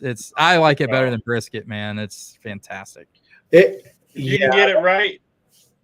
Today, I mean, the fire. I had nothing to do but sit and watch the fire all day, and it was perfect. It was so. How long did you run them for? So I started at 9:30 this morning, and pulled them at 3:30, and then rested them until they came down to about 140 internal temp, and then those bones just slid right out. It's freaking fantastic. They're probably that's probably my favorite barbecue, honestly. It is mine. Doesn't even come close. Well, Ben's from Texas. It's probably his favorite. Is it brisket or beef ribs, Ben? Oh, brisket. Not even close. What? Better than beef ribs? Brisket's good too. I mean, you don't have to work. So close. It's just you don't have to work for it. It's just already there. The problem with brisket is I have to get up at 4 a.m. if I'm gonna smoke brisket. That's the difference. Yeah. There's if you're making it, beef ribs, but if it's made for you, brisket. Yeah. Beef ribs, beef ribs, beef ribs, beef ribs. I agree. There's nothing better, man. It's so good. You get either the dinosaur rib or the short rib. It doesn't matter. So I got dino cut because that's the best. I mean, there's no better way. But the ribs we got, man, this heifer was fat. It had like this slab you had, dude. The fat, like it took like 3 ribs were just wasted because there was just so much fat. Wow. It had to have been the fattest cow. Yeah, it was insane. Now, if I'm eating brisket, I want the fatty end of that thing all day long. Oh yeah. Have the flat. I want the char that you get too. That's the other thing too. I think with brisket, you have so many more options. It's like more of an adventure eating it. Like you've got the char, you've got fattier, you've got lean. I don't know. I mean, obviously with beef ribs, you can get some of that, but I just think with brisket, I think there's more variation there. The flavor on a well done beef rib takes the beefiness to a whole nother level. Yeah. Yep. It's so good, man. I think beef ribs, you can class up beef ribs more. Oh yeah. Than you can brisket. And so we went to this really fancy restaurant, and it was like a course thing. They had a bunch of different courses, and one of them was beef ribs, and it was one of the best meals one of the best courses I've ever had. It was phenomenal. It was like in a portion this big, but it was phenomenal. And so yeah, I mean, they're both amazing. Oh, but yeah. Brisket. So, Ben, what's your favorite place in Austin? I think I've asked you this before. This is highly debatable, right? So if it's for barbecue, Franklin's is kind of the problem is it's super touristy. So it's like you have to get there early. They sell out by lunch. Like it's one of those places, but man, it depends on what kind of food you're looking for. But yeah, I mean, I would say Franklin's is an experience. Like if you're going to Austin, you have an afternoon to get ready. So here's the real question. Does he just put salt and pepper? I call bullshit. I've heard that debated a lot. I don't know. That's a good question. I don't know. I mean, I think it's just like anything. Everybody stretches the truth. Yeah. So it's like, oh, I just put salt and pepper after I marinate it this way, or it's like, okay, sure, you did put salt and pepper, but it was after you did all these other things. Yeah, So, right. Dry brined it or freaking. yeah, that's. Yeah. I mean, Right. the cows were eating a special kind of grass, and then it's like, okay, well, yeah, these aren't normal cows that you're butchering. It's like, but anyway, I mean, it is definitely an experience for sure. See, So now you guys are making me hungry. Yeah. Me and my wife went out to dinner at a Korean place, and her food was great. I couldn't eat mine. So we stopped at Taco Bell on the way home. So I've been there. I've been there with Ed. I think we ordered Taco Bell when Ed came over. I don't remember, but I had to try something new. I like exploring, and it was not. We had these. Have you guys ever had? What was it? Some kind of noodle. It was a noodle made out of something that was. I mean, it tastes like you were eating some decomposed hair or something. Gross. Not good. that's disgusting. all right. Make Well, you I feel got to good keep a when you schedule. sip your next one. So Mike, we gotta let you go. Bring David on here, but thank you, brother. All right, Thanks bud. so much for the support. I can't wait to see you. And hang out Absolutely. Congrats on 5K, and we'll see you at 6K, right? Soon. we're almost there, man. We're almost there. See you, Mike. Love you, brother. See you guys. Looking All right. forward to seeing you. See you later, man. man. All right, so we'll bring David on here. He's in the green room. Another dark one, man. Hey, what's up, buddy? Hey guys, how you doing? Good. How Lance, are you? Lance, Ed, Ben, nice to see Now, you. this is a YouTube Pro. The picture's good. The sound's good. If you guys haven't subscribed to Prescription Bourbon, go do so. Great channel. It's great to have you on, buddy. Thanks for all the support, man. Thanks, thank you. Congrats on 5K, man. Thanks, man. I'm excited to share this next one with you guys. Were you were just on with the boys over at Power, weren't you? I was on with them last week. Yeah. Oh, nice. Awesome, man. They were doing Texas whiskeys. So Oh, yeah. Right. I missed that one. Yeah. Oh, you gotta go back and watch it. It's a good one. yeah. I'll have to I'll go back and watch watch that. it. Yeah, Texas whiskeys are unique for sure. So Ben, you'll be able to grab it if you want, but A1 just did a Balcones rye. Okay, it's good. It's like Mexican hot chocolate, man. It's crazy. Really? You get tons of chocolate on it because it's younger stuff. So you do get like it's very sweet, very chocolate, very like coffee. A lot of that Balcones stuff is. It's so good if you're ready for it. Like if you put it in a blind, I think people would be like, "What in the world is this?" But if you know, yeah, if you know what you're going into, it's really good. That's my take on Wild Turkey 17. If I know what it is, it's fabulous. Yeah, that's true. That's in true. the damn blind, it's like freaking Luden's cough syrup. It's horrible. Darren said, "You take it easy. It is great stuff." Whiskey's about so much more than whiskey. It's about meeting new people, hanging out, and enjoying great spirits. That's right. So Darren's one of my good friends who I kind of met around whiskey. He was one of the early subscribers to the channel, and we get together. Well, we used to get together a lot more, but we used to get together like probably every quarter. During COVID, we were sending samples to each other and doing calls and all that kind of stuff. It was fun. You know what was really fun was you, me, Darren, and Brett, and when we went and got ice cream, we hopped in Darren's car, went and got ice cream. Do you remember that? Barely. I do remember, but barely. It was custard. We went and got custard. We got custard. Yeah, I do remember this. That was great. See, it's like just like memories like that. Like we were like drinking a bunch of bourbon, and then we were like, "Hey, let's go get custard." We went and got custard. It's like I do remember that. So Laps will get custard or Taco Bell. It doesn't. I mean, that's how I have these cheeks. When your daughter comes in and says, "I don't know, I'll just buy it here. Here's my credit card." $78 or whatever it was later. Holy crap. Have you guys smelled this yet? Yeah, it's unique. It's interesting. Very spicy. Oh, it is so freaking good. I poured it about 20 minutes ago, and at first I thought it was like a lot of ethanol in it, really a lot, but it's definitely gone now. So Yeah, this is like really jammy and leathery to me. yeah, I'm getting grape, like a sour grape, a good sour grape on it. So very nice, fruity. Yeah. I had to be creative with this one, David, because I mean, you've got a YouTube channel. I didn't know what you had and what you didn't have. So Right.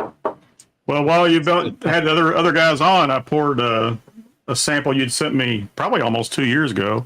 A Lucky 7 holiday toast sample you'd sent me. Oh yeah. What do you think about that? It's good. I'm almost done with it here, but definitely has those holiday spices on it and whatnot and all that. It's and the viscosity on it is great. The mouthfeel is very thick and viscous. It's nice. So people slept on that bottle.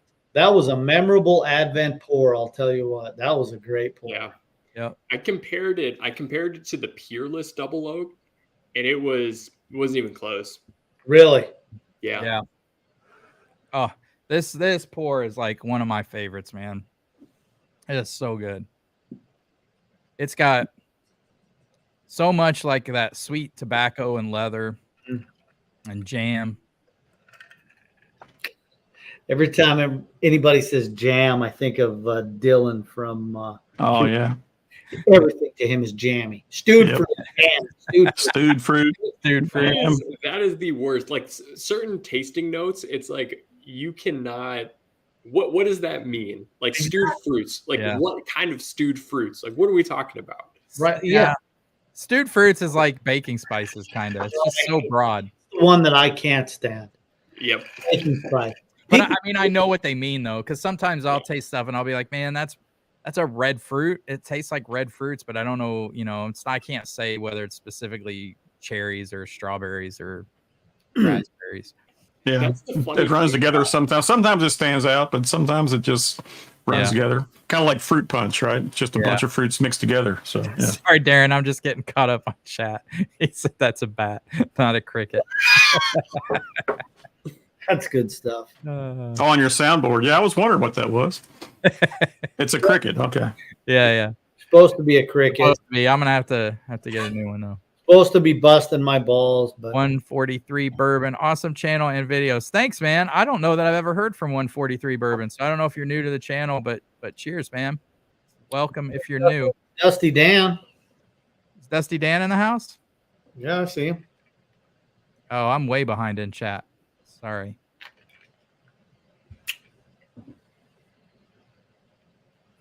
Let's see.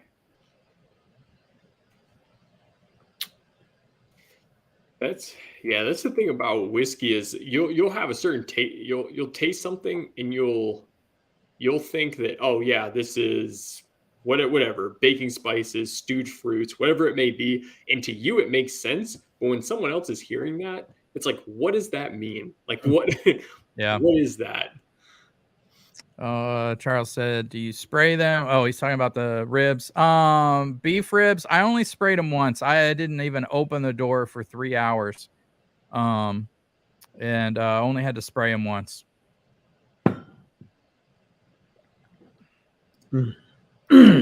Yeah, brisket burn-ins are amazing.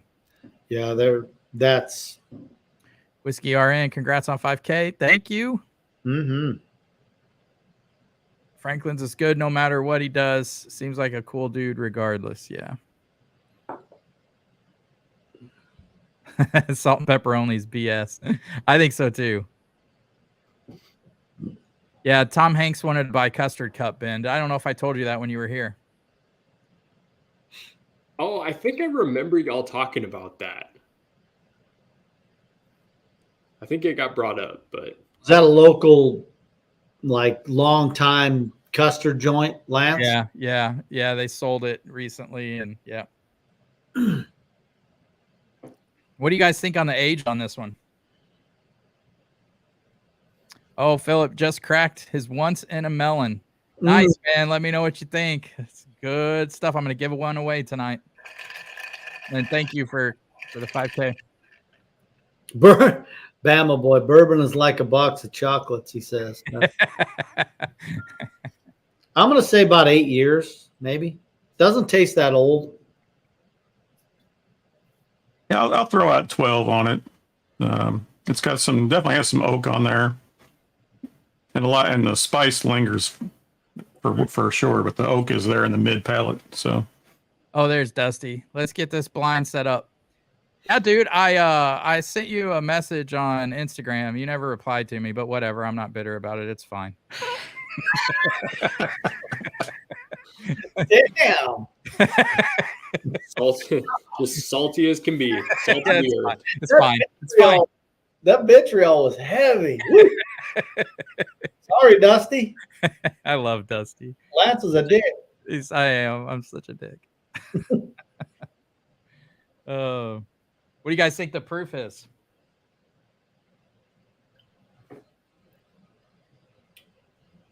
$112, $115. It's probably like 130 because the way we got them lined up. But I was originally going to guess 115, 120, but I think I'm going down a little more like 108. So I didn't do anything crazy, Ed. I love for like 107 to 120 proof. So nothing in this lineup's over, I don't think, 120. So I'm sticking with my original. In fact, I'm going to start leaning towards my guess of these is one of those Calumet 15-16s or Sam Houston 15-16s, 14-15-16s. So I think it's probably more in the 15-year range, and I don't know what the proofs are on all those 105 to 108 or something. Yeah. Yeah, the age comes through, right? Yeah. That's a good guess. I know Lance has a Calumet 16 that he's been raving about. So I got a couple. I will be honest. The more I've went back to Calumet 16, the more that bottle's opened up, the more that medicinal cherries came through. So you don't like it? I mean, if I rated it now, I would still rate it bar worthy, but I wouldn't rate it as high as I reviewed it. Interesting. It would definitely be lower. It's like in the lineup, it's like number 2 or something, number 3 of the year so far. I think it's like 4 or 5. Okay.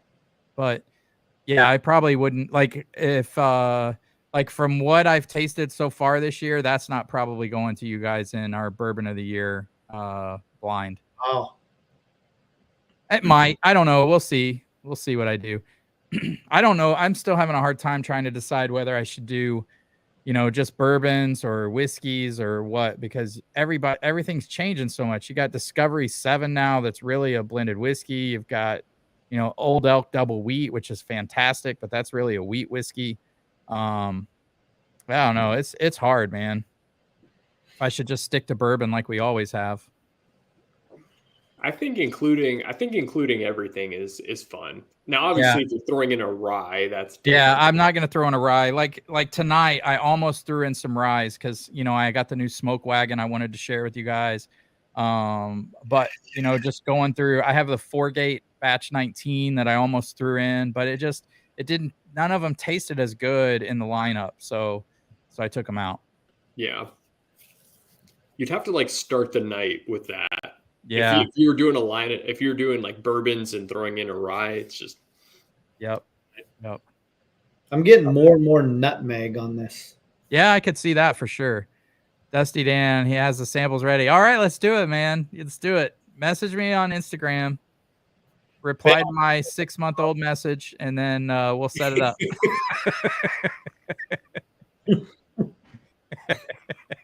I love busting balls. Story of your life, dude. It's my favorite. That means I truly like you. All right, you ready for the reveal? Yeah, man. Yeah, sure. It's delicious. Right. It's delicious. Yeah. I think you guys are going to be surprised on this one. So this is the Mash and Drum Nashville Barrel Pick. That's really? A 5-year MGP. 5-year, wow. Holy cow. And they What's called the proof on it? They called it Houdini because, it tastes a lot older than what it is. The proof is 1 I think it's 118.24 or 119.24. No, 118.24. But these Nashville barrel picks, I mean, Narav at A1 did one, and it's just as good as this one. I don't know what they're freaking doing to 5-year MGP, but these are better than Remus picks, in my opinion. Wow, really? In my opinion. It's almost like they're double barreling them or something, but it's crazy how dark they are. Number one, I mean, it's so dark. For a 5-year bourbon, that thing is so dark. That is very dark.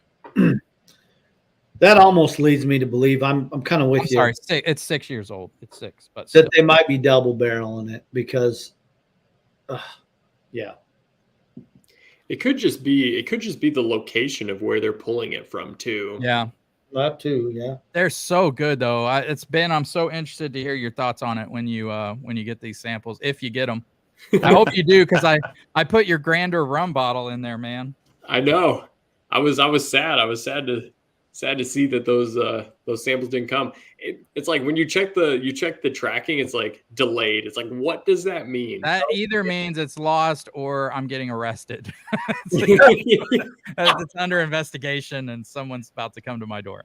Something leaked out, and just the box is just a little of soggy cardboard. That's right. That's right. What are you pouring, Ben? So I'm finishing with Elijah Craig Barrel Proof C920. Nice. Yeah, those the C920, the B520, and the A120. Those are all so good. Yep. So Ed, what was your favorite pour of the night so far?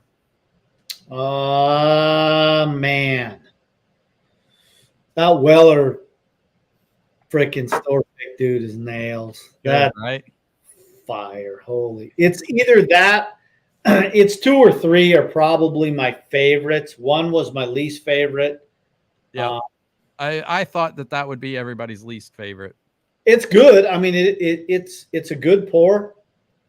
I'm going to lean towards the old sensual chocolate, I think. I think that's my favorite. Oh, you're just playing to me. Maker's Mark. No, dude. It is good, right? It smells like Cherries Garcia ice cream. Yeah, the nose is so good. The dark chocolate and the cherry and the creaminess. That's the winner. Winner, chicken, Cherry Garcia dinner. You didn't order one of those, did you? No, dummy. I think he's still got them. Well, if he's got one, let me know, and I will definitely. Yeah, if he's got one, when we meet up, I'll get you one and bring you one. Yeah, please do. People sleep on those picks, those makers picks. Yep. And part of it is because sometimes, I mean, whoever's picking it, sometimes they're not good. Like when we sat down and did the pick, we did 5 blends to begin with. And 3 of the 5 blends were absolute no's. Like they were too bitter on the back end. It was really easy for them to be too bitter, too drying, those kind of things. But 2 of the 5 were really good. And then we just made tweaks. We're like, we want a little more fruit. We want a little more chocolate. We want a little more viscosity and butteriness. And that's why, we ended up adding that other stave that adds a little butteriness to it till we dialed it in and we just fell in love with it. But it's so funny how, I mean, there's thousands of combinations and you just, you're kind of guessing when you start. You're like, oh, you're tasting each individual stave. So, Maker's 46 cask strength is just all 46 staves. Yeah. And you're tasting each one with all those staves. And you're just kind of finding out what each one tastes like and taking your best guess for a blend. But yeah, you can really screw those picks up. I think they could be too woody, too much. It sounds like an amazing experience though, the way they line that out for you. So fun. We went up to the new lake house and so they opened the doors. It was like the most perfect day. We were overlooking the lake and just drinking bourbon. I mean, they were giving us we drank a ton. way too much, not a legal amount. But you know, none of those picks are legal. The amount that you're supposed to drink at the distillery is such a small amount that they just passed a law. They changed that.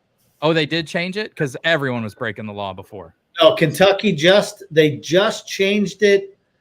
Like I think, let's see, I think in June, end of May or June, they changed it to where they can pour more than, I think you're only supposed to get like what, ounce and a quarter or something like that. Yeah, it's ridiculous. It's such one ounce, I think. Yeah, something like that. Yeah.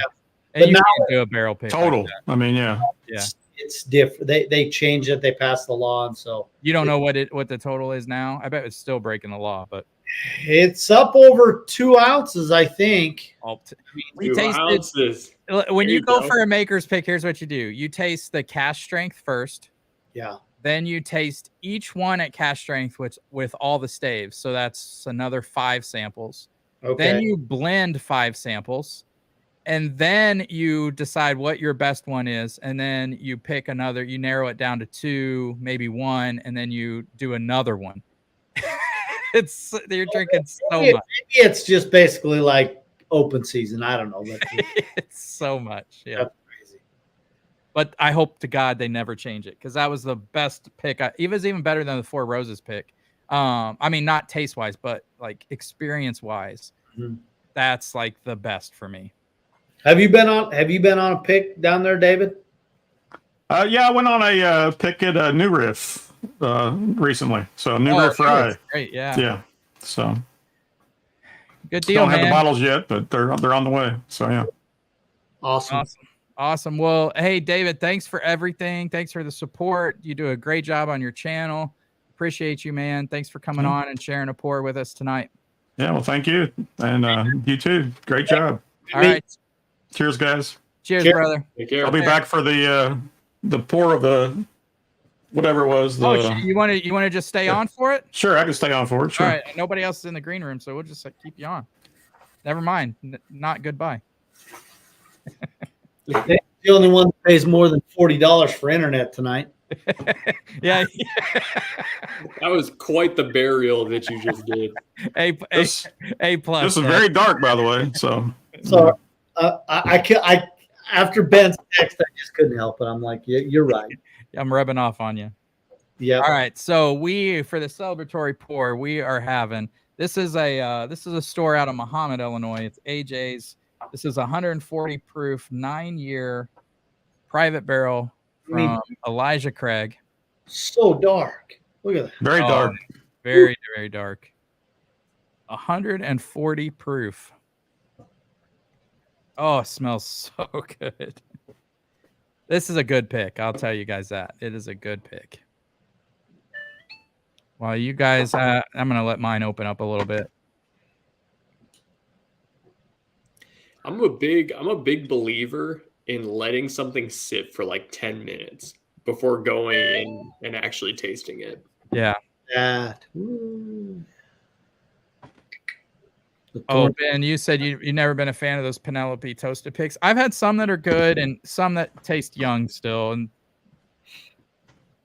I don't think there's anything about them that is better than like Woodford Double Oak. Like obviously the proof is different, but it just feels like the Woodford picks just feel more well-rounded. There's not that spiky youthfulness that you get with some of the Penelope ones that I've had. Maybe I've just had bad picks. Who knows? But we're going to add Brad to the stream too. We might as well. Back, Brad. Cheers, Brad. Welcome back. I'm a little less sober. All right. Awesome. That's what we're looking for. Where in Kentucky are you again, David? Louisville. Oh, you're in Louisville? Okay. Yeah. Woo! Good to meet you, David. Yep. Nice to meet you, Brad. Holy cow. Nose got in a little deep on that one, Lance. Wow. Oh, yeah. That is hot. But Yeah, this will kick you in the nuts and throw you around the room. Holy cow. Sounds like my wife. It's down and out. The balls are behind your ears. Fuck. Oop, drop the F-bomb, Lance. Now there is nobody better than Ben at picking Elijah Craig barrel proof blind. That Ben nails that shit every time. Even when we do it backwards and he doesn't listen. Yeah, even when he doesn't listen. Yeah. That was the best. Oh, that was awesome. Samples out of order, you know. Oh, shit. You pay attention. I said we're going A to B or A to F and whatever. We're going backwards. Happens to the best of us. There's a very distinct note that I get that I equate again to Dasani water. It's like if you've had like Dasani water, it's and people think it's crazy, but that's as crazy as Michelle saying she gets dairy notes on Weeders. Oh God, yeah. She does. She nails Weeders blind all the time. So does Ed. We used to I used to not buy Dasani water because it actually gave me heartburn. Dasani, oddly enough, I could drink all other waters, but Dasani would give me heartburn. So weird. As I would say to Lance, eat a bag of dick. Now we're going. Brad, that was to Brad. Now we're yeah, that was to Brad, not you, David. Ed's over here just furious at David for not getting heartburn drinking the Dasani water. Brad need a bag of dicks because he was busting my ball about calling it a weeder when it's full of rye. There's a very a very distinct note that I get with Elijah Craig. So for me, it stands out.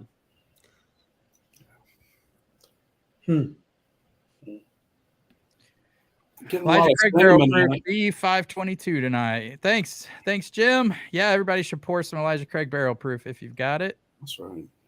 Mark said, shame those bar glasses block the names. What's he talking about? Oh, he's talking about man, I can only do so much, Mark. I mean, come on. Jesus. Busting my balls about our whoever you get the rocks glasses from, they're the best rocks glass you'll ever have. Oh, really? They're good, huh? They're heavy. They're great quality. The etchings, they're fabulous. They're the best rocks glass I have. Awesome, man. I'm glad to hear that. These frosted glands are great, but man, they break easy. You have to be super careful with them. For an old fashioned, dude, they are the best glass out there. So, shit, I can't remember the guy's name. I don't order them. They just go direct to him. I was like, look, when I approached him, I was like, I don't want any profit. I just want you to send these as cheap as possible. And I never want to deal with shipping or anything. And so he's like, all right, done. And he ships them fast, like a couple days, and they're there. Yeah, no shit. Yeah, it's of all the things I order, like that's the only thing I really haven't had a problem with. Like merch and shirts and stuff, I'm not using Teespring. In fact, I just got a message from a lady here in town yesterday, so I'm setting up a shop with her. Beautiful. Yeah, he does great work, man. Yeah.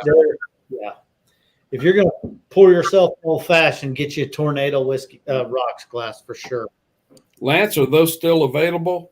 Yeah, just go to whiskeytornado.com. You can either scroll all the way down on the homepage, or you can go to shop and you can order them. When you click it, it takes you out of my website and right to his, and then you just order from him. Mm-hmm. Like that, I was like a bowling alley. Set those pins up and let you knock them down. That's right. No, but I do want to get some. I love a good rocks glass. Oh man, you will not be disappointed, man. They're fantastic. Awesome. Has anybody tasted this? Fred. Yeah, thanks, buddy. No problem, man. Thanks for all the support, man. Ooh, it's hot. Fred's been a long time supporter and Patreon member.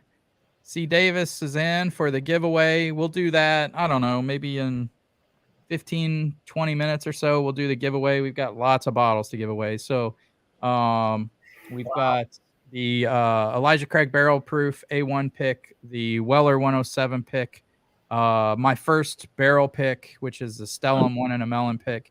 We're going to give away the Maker's pick that they tasted blind tonight that they loved. Everyone loves that pick. Yeah. And then Henry McKenna 10.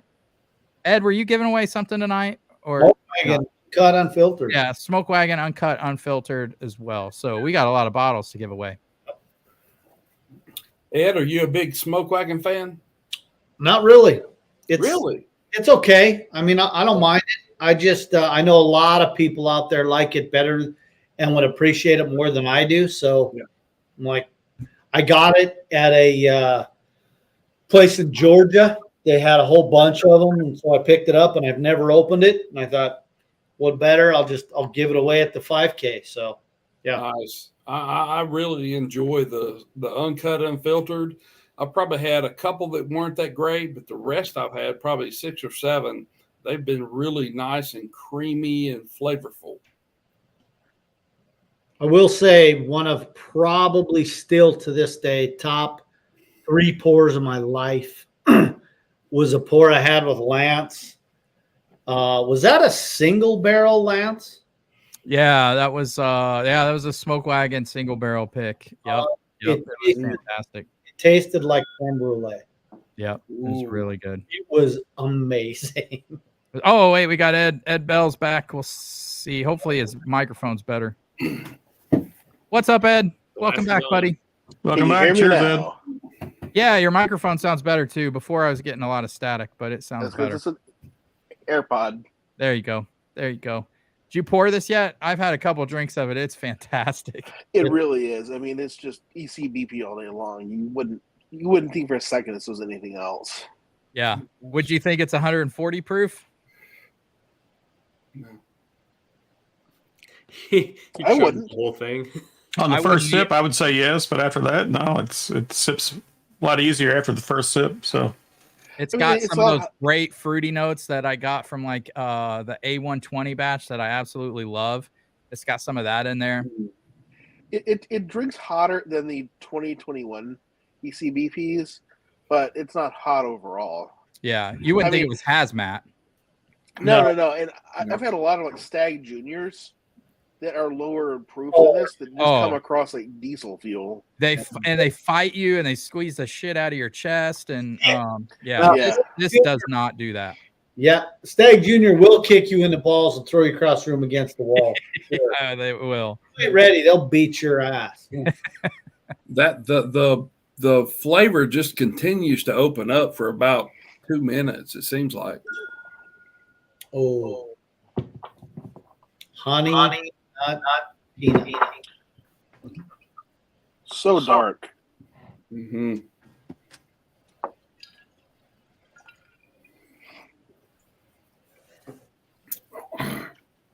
Well, I wanted to share something special with you guys because I've never had a hazmat Elijah Craig. So that's really good. Thank you, Lance. Yeah, very nice. Thanks. Yeah. Man. Is the hazmat definition 140 proof? Yeah. And I'd be interested. I wish I could test this and see if it's like 139.7 and they just bumped it to 140 because it's 140.0. I'm like, come on. Did you just What's like ATF rule 79 if it's within 2% of barrel proof? Yep. I would love to get a sample of this and test it, see if it really is 140 or not. It's easier to bump it down than up, though, right? So, yeah, you really can't go up. But I think what Lance saying, if it's they have some wiggle room if it's within 2% of barrel proof. Yeah. Who knows? G-Hawk's in the giveaway.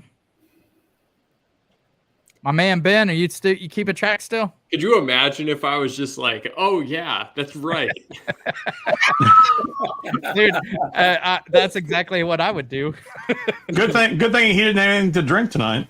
Yeah. Yeah, I didn't have any samples, huh? Yeah. Hey, Ben, can you type those up on like a Facebook Messenger who's entered so far and send it to me? Yeah, I'll send that over. Okay. Hey, Ben, by the way, these samples are really good. Yeah, I've heard. Oh, wow. Hey, listen, I think before we give Ben too much crap, we should remember I am the guy who threw something away on the first live stream Lance had me on. Oh, yeah, you did, didn't you? You did what? He didn't check the box. I think he gave me a short box, but he was pretty sure he didn't. No, I'm positive right. I didn't.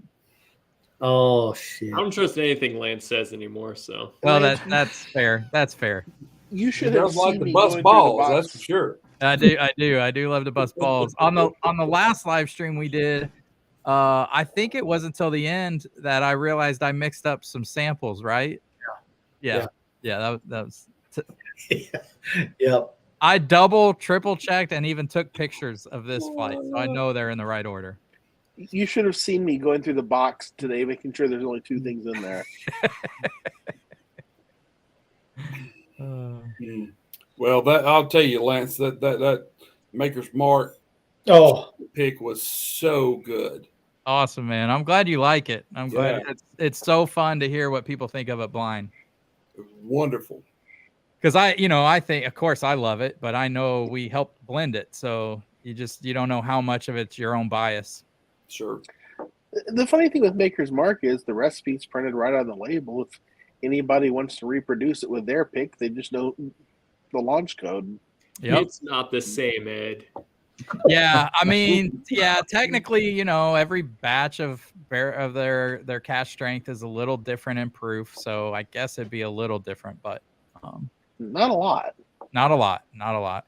And I mean, the thing about Maker's Mark, the thing they preach is they rotate those barrels so everything's so consistent, right? So their cash strength should taste exactly the same. So yeah, you're right. It shouldn't be much different. Yeah, I've still never heard anyone say they've actually witnessed them moving around the thousands of barrels they must have down there. Yeah. Yeah. Hey Ben, how was your sample? Yeah, it was great. Thanks for asking. Good. I just wanted to make sure. Good. I am so glad you're coming to Whiskey Mash, Brad. I just wish Ed was going to be there. Both Eds. Me too. Yeah, exactly. G Hawk. Oh, first super chat. Looks like I did it wrong. No, you did it right. You sent it. It went through. Unless you wanted to say something else. You make fun of Ed. Do it. Actually, you just gave $142, G. Yeah. Thank you. Thank you for the channel. Is that my first $10,000 super chat? We're moving on up, boys. You get a new computer. I got a good story. Lance has a new house. Yeah. Patreon's really stepping up for me. We were in Nashville. It was when I first moved to Indiana. A bunch of guys came down. We all met in Nashville, and we're out all night. And I get the bill, and I sign it, give the girl the tip, give it back to her. The next morning, I pull up my app on my account. And I'm like, what in the hell? I tipped the girl the same amount that the tab was $152. Wow. I tipped her $152. We went to that same bar. She looked at me and she says, "Don't worry, I got you tonight." I bet. I was like, "Oh my God." She's in for a big disappointment when you tip her $2 the second time around. Yeah, no, I didn't tip her $2. But I didn't tip her 152. I'll tell you that. That was ridiculous. Oh, dang. Thanks, buddy. Oh, are we at 5.64 thousand now? Man. Yeah, we might have got some new ones here tonight. Thanks for the super chat, buddy. All right. I'm gonna write these down, so give me just a minute. Doom, doom, doom, doom, doom, doom, doom. Ed, it looks like your wife has a really nice setup behind you. Ed's got a sweet setup, man. Yeah, I got kind of lucky. I'm a huge sucker for. He married up, but I mean, he could have closed his eyes and turned in a circle and married up. Yeah, you're right. After joining the live stream tonight, I have a feeling we all married up. Yeah, that's for sure. You start looking around, you're like, yeah, I think probably we. Wow. I don't know if it's possible to marry down from the state that everybody else is in. I resemble that remark.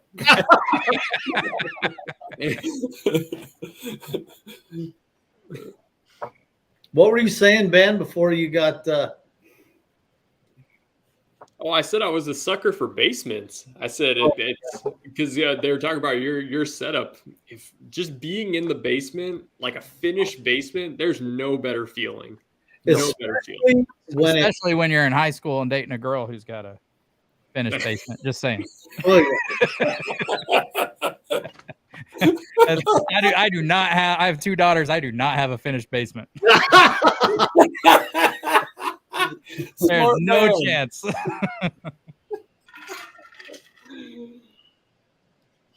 There's something about just going into a finished basement. It's cooler in there. It's like your own private space. Buy a shitload cooler. It's awesome. Yep. Texas, they don't have basements here in Texas. Which is crazy because I don't know what y'all's water table is, but it ain't that shallow. The ground is it's like, from what I've heard, it's just especially here in Austin, it's just real rocky soil and just doesn't doesn't lend itself well. Apparently they didn't have time like digging a swimming pool. A lot of times they have to get like the jackhammer tool for the backhoe to clear the boulders. Mm-hmm. It could be done. It just wouldn't be cheap. So as a result, home builders just don't do it. Yeah, that's very true. I think that's Ben's wife's nickname for him is Jackhammer.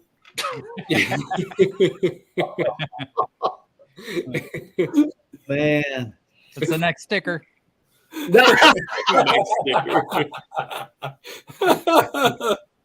Wow.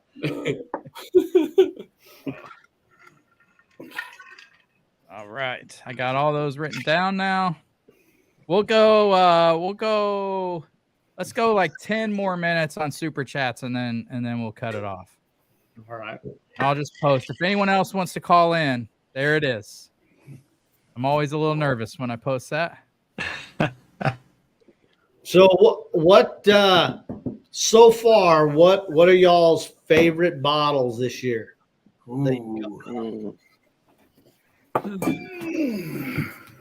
That Hirsch 6-year is my favorite so far. That's still the leader, Lance? Yeah, that's, almost hazmat purple top.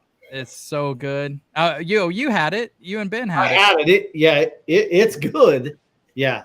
I don't know, but if you don't like Willet, it's not going to be your thing. Yeah. You know? I had a store pick Blue Note that was really good. Oh. Blue Note what? Was it the 17-year or? It was the Blue Note Juke Joint Whiskey, 122 proof. Those are fabulous, man. Uncut. Yeah. Yep. I think mine might be I got the barrel 31. Yeah. So where are they sourcing from? Is it Barton? I know that some of their stuff was Tennessee Dickel, but no, the one that I have is Barton. Oh, that's where you think it's from? Okay. Yeah. It says from Kentucky on it. Yeah. Eric, cheers, man. Oh yeah, everybody's saying B522. Yeah, that's up there, man. That is so good. That's like good old fits to me. And Lance, for me, it's the same thing. I think my number one would be a Starlight pick that was a bourbon finished in Scotch barrels. Really? And, yeah. It was picked by Sunday Evening Scotch, Michael Porter. And it comes off as a light Scotch that's sweeter than Scotch should be.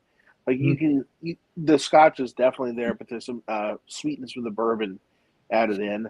That's really special. And I got the Benny's pick of a 1792 full proof that I'm really enjoying. Yeah, some of those 1792 full proofs are great. So the Starlight pick is, I'm assuming it's not like an Isla Scotch. This is like a Space No, definitely barrel not. Or something. Yeah. So did it cover? Did it cover up like the youthfulness you get on some of those Starlight bourbons? I think all of the finished Starlights I've had are able to do that. But here That's it is. not true. But Ed sent us a Starlight double oaked, and I knew that shit was craft. Well, at least it was the Starlight bourbon. Yeah, it was a double oak bourbon. That rye that you sent us, Lance, it was in like Takoshi barrels. What was it? Yeah, Hungarian sweet wine or whatever. Yeah, that was a good one. That was good. Yeah, that was real good.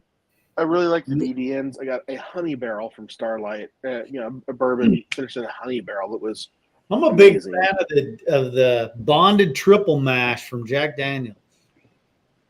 I haven't had that yet. I had their bonded, and it was good for the price. I know Power Bourbon hated it, but I thought it was good for the price.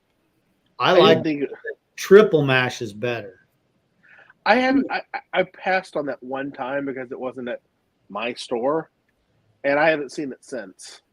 Yeah. I mean, for what's supposed to be like a regular expression, in my part of Illinois, that just doesn't exist. Yeah, I really like the triple mash also, Ed. It's one of my favorites. I got it sitting right here. The triple mash triple mash. I've heard such mixed reviews on it, but I want to try it. I like it. But it's that malt in there. It's only like 20% of the American malted whiskey. But they're supposed to be coming out with 100% malted whiskey. They've put a notice out on that with the whatever TTB and all that. Yeah. But I'm on the lookout for that, but it hasn't come out yet. So Power Bourbon, I think really like the mash better than the. Right. Yeah, I saw that. That was a good video. Yeah. Troy, you just do a super chat. I'm too stupid to tell you how to do it, but I think it's a little more difficult on your phone than it is on the computer. But I don't know if you've got everything signed up to do it. But about 5 sips ago, I could have told you how to do it. Before Brad hit the hazmat, he was gold. Exactly, Ed. That's right. This hazmat's going down smooth, though, isn't it? Dude, there's no way. I mean, if you were to just pour that blind, I'd guess maybe 115, 118. It does not drink 140. No way. Yeah. Freaking trouble in a hurry. Yeah, it's a really good pick, man. They did a good job with that pick. Hey, Ben, do you have a Coy Hill? I do not. Okay. Have you had it? I have not. No. It's good. It's really good. Is it? Okay. I've heard mixed. I mean, pretty much everything I've heard has been positive, but I've heard that it's like very hot. The one I had was upper 130s. I had it at A1, and it wasn't too hot for me. It was pretty damn good. Hey Ben, do you have a sample from tonight? All right, let's take it easy there, Brad. All right. I'm sorry. Back off. Who's saying? Oh, and the crowd goes wild. Holy shit! And what kind of Ben's gonna punch me in the mouth in a whiskey vest. Yeah, I can't wait, Brad. Please. I've been asking Sean for months and months when he's going to punch Dan in the face on the Junkies, or stab him. Yeah, please. That's my goal. I'm like, please punch him in the face. Oh man, that Elijah Craig's good. Yes, it is. Good stuff, man. I can't tell you how much fun I've had tonight. This is my first time to join you guys, and Lance. And it would be the last. I know, Brad. I know. Nobody wants to come back to this cluster. Brad, you're welcome back anytime, man. Anytime. You are, buddy. Any of you guys. Absolutely. I'm trying to get more samples. Easy. Do it. No, I've had a great time. It's good to chat with you guys and sip with you guys. Yeah, it's been fun. Get a live mashup with the Power guys and Prescription and Lance and have a good old time. Yeah, the Power Bourbon's going to be at Whiskey Mash, so it's going to be fun, man. We're going to have a good bottle share on Friday night at A1. He just spent like $500,000 enclosing the outside. And when you guys were there last time, yeah, you know that outdoor section. Yeah. He enclosed it. There's bar taps. There's dude, we're gonna have 40 vendors out there, live music, food trucks. It's gonna be crazy. It's gonna be such a good time, man.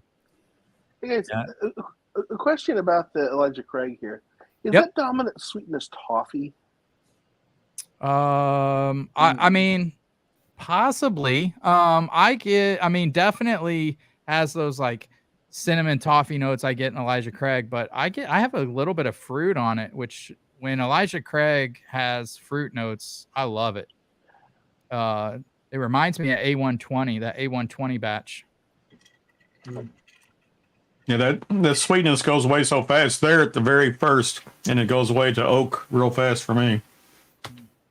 143 Bourbon said just got a Four Roses OESK barrel proof and it's great. So it's funny you say that because when we just did a Four Roses pick with A1 and the OESK was by far our favorite.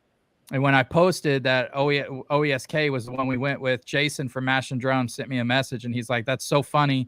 We picked an OESK and what's the two guys that have the podcast that came out with their own bourbon company? I'm blanking because I've had barrel proof Elijah Craig. Shit, how am I forgetting the name? I know who you're talking about. You know what? They have a podcast. Yeah.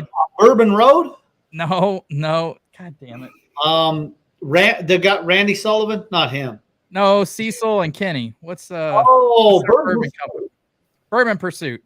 So Bourbon Pursuit did a Four Roses pick, and they picked an OESK barrel as well, all this year. So, and the group before us picked the same OESK barrel we did, and then they found out the yield on it, and they were like, "We need more for our whiskey club," and so they went with a different one, and then we picked the exact same one they picked. So I agree with you. The OESK barrels from this year obviously are amazing because that one to us stood out without a doubt. It had none of that like floral minty kind of note that sometimes puts me off with Four Roses. It was fantastic. I can't wait till that pick comes in. Lance, what's the yield on that barrel? I can't remember how many barrels it was. I mean, we didn't really care. Obviously, we just picked the best bourbon. But I guess some of those whiskey clubs, are trying to get bottles in everybody's hands. So sometimes they'll go with one with a bigger yield. I've found that some of the smaller yields just have so much flavor. Yeah. This one is, oh man, it's so good. I can't wait. Yeah. Has anyone had a barrel proof OBSV? I did. I had it when we went on this pick because we had almost like everyone. Somebody brought, everyone brought their own barrel picks from Four Roses, and we had almost every yeast strain. But I liked it. I know OBSV is like just the standard shelf or single barrel, but I've always wanted to try that at barrel strength. Yeah.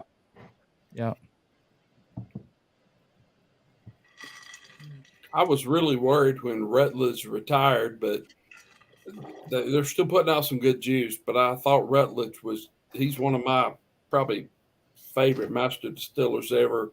But they're still doing a really good job with their juice.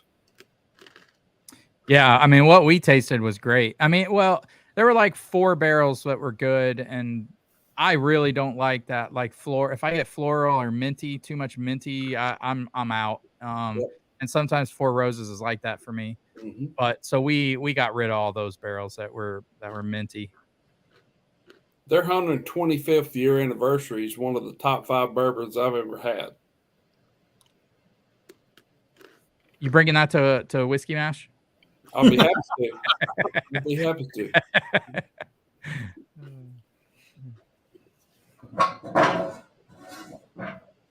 Yeah, Rob said Bourbon Pursuit. Thanks. I don't know why I couldn't think of that. Too much Elijah Craig barrel proof. Oh, Narav said 120 bottles for our OESK pick. The only Four Roses I've had that I don't like is OBSF.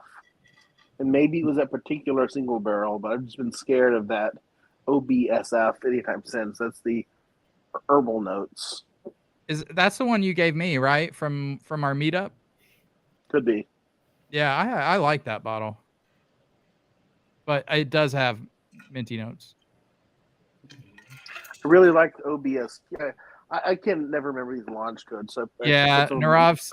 Oh, that's right. Narav said the OBSV, the 5th out of the 10th sample of the 10 samples we had, the 5th one we all hated. We all instantly took it out, and it was the OBSV. So yeah, everyone just was like, nope, that's not good. I still want to try it. I mean, I've liked OESK is okay. OBSQ I love, but I've never tried the OBSO, the rich fruit, or the OBSV, the delicate fruit. Mm-hmm. Isn't it funny how there's 6 of us on here who have drank bourbon for a long time, how different your palate can be. It's amazing, those different mash bills, how one of us may like it, the others may not. That's part of the beauty in bourbon, in my opinion. Yep. And that's why that's why I always say in my reviews, you should never just listen to me. Like, just because I don't like it doesn't mean it's not great for you, you know? Especially with Booker's. Especially with Booker's. That last batch of Booker's was dog shit. If I get something I don't like, I just put it back on the shelf and try it in a couple of months. A lot of times when I come back to something a couple of months later, my opinion's totally changed. Did you like the last batch of Booker's, Ed Bell? I didn't dislike it. It was it was not it was less a matter of it doing something offensive than it just wasn't doing anything to really stand out for me. That's a rave review. He didn't dislike it. Well, on a 1 to 5 scale, it's $100 bottle. I didn't dislike it. Well, hey, on a 1 to 5 scale, I'm giving it a 3. Lance is giving it a 1. Yeah, I hated it. But I heard so many reviews because I really try never to watch any reviews before I review it. And so then I went back and I wanted to see what other people said. A lot of people loved it, like Power Bourbon. It was like, I think they freaked out about it. Jason from Mash and Drum loved it. A lot of people clearly loved it. And is that the one we tried in the basement that night? Yeah, and it was good. I went back a couple times. It's gotten better. It's not my top Booker's at all.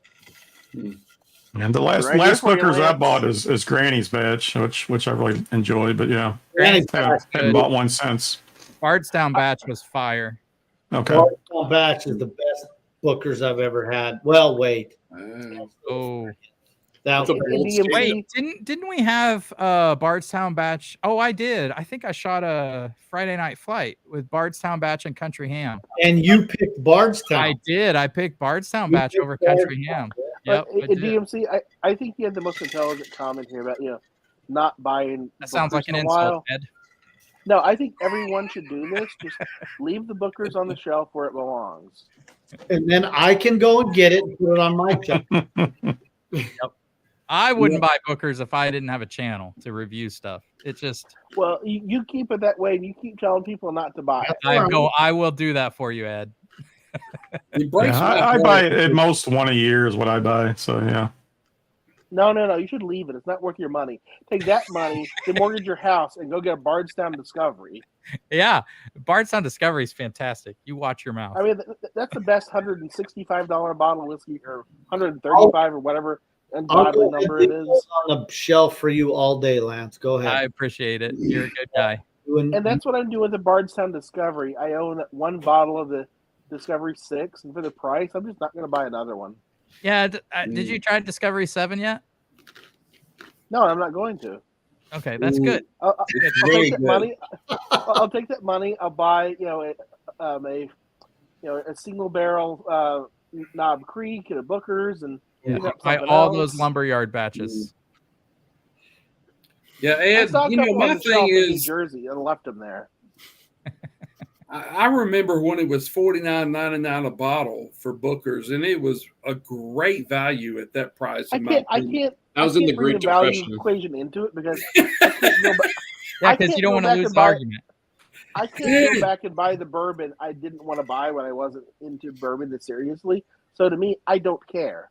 To me, it's not, oh, it was 50 and now I'm mad that it's 90. To me, it's like, do I want it for 90? And the answer is yes. That's fair.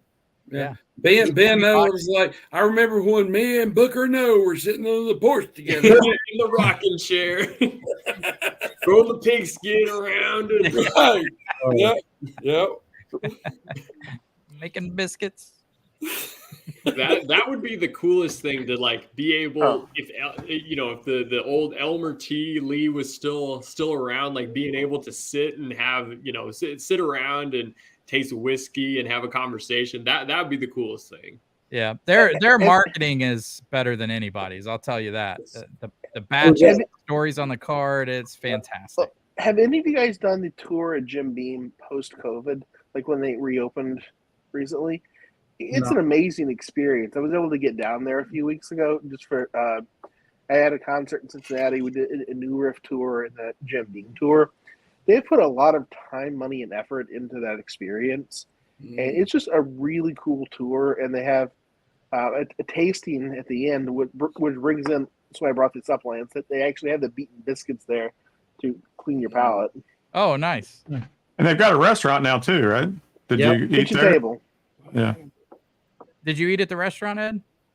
I did not. Just because the timing of the day, it didn't make sense. I gotcha.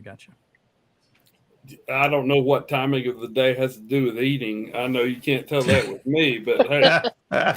Friday night fight, Booker's versus Bardstown Disco. It wouldn't even be close for me, Henry. We already did Bardstown that. would win. The Bourbon of the Year, and Booker's won. That's because we got all these peanut loving bastards on our Patreon. What's your pie hole?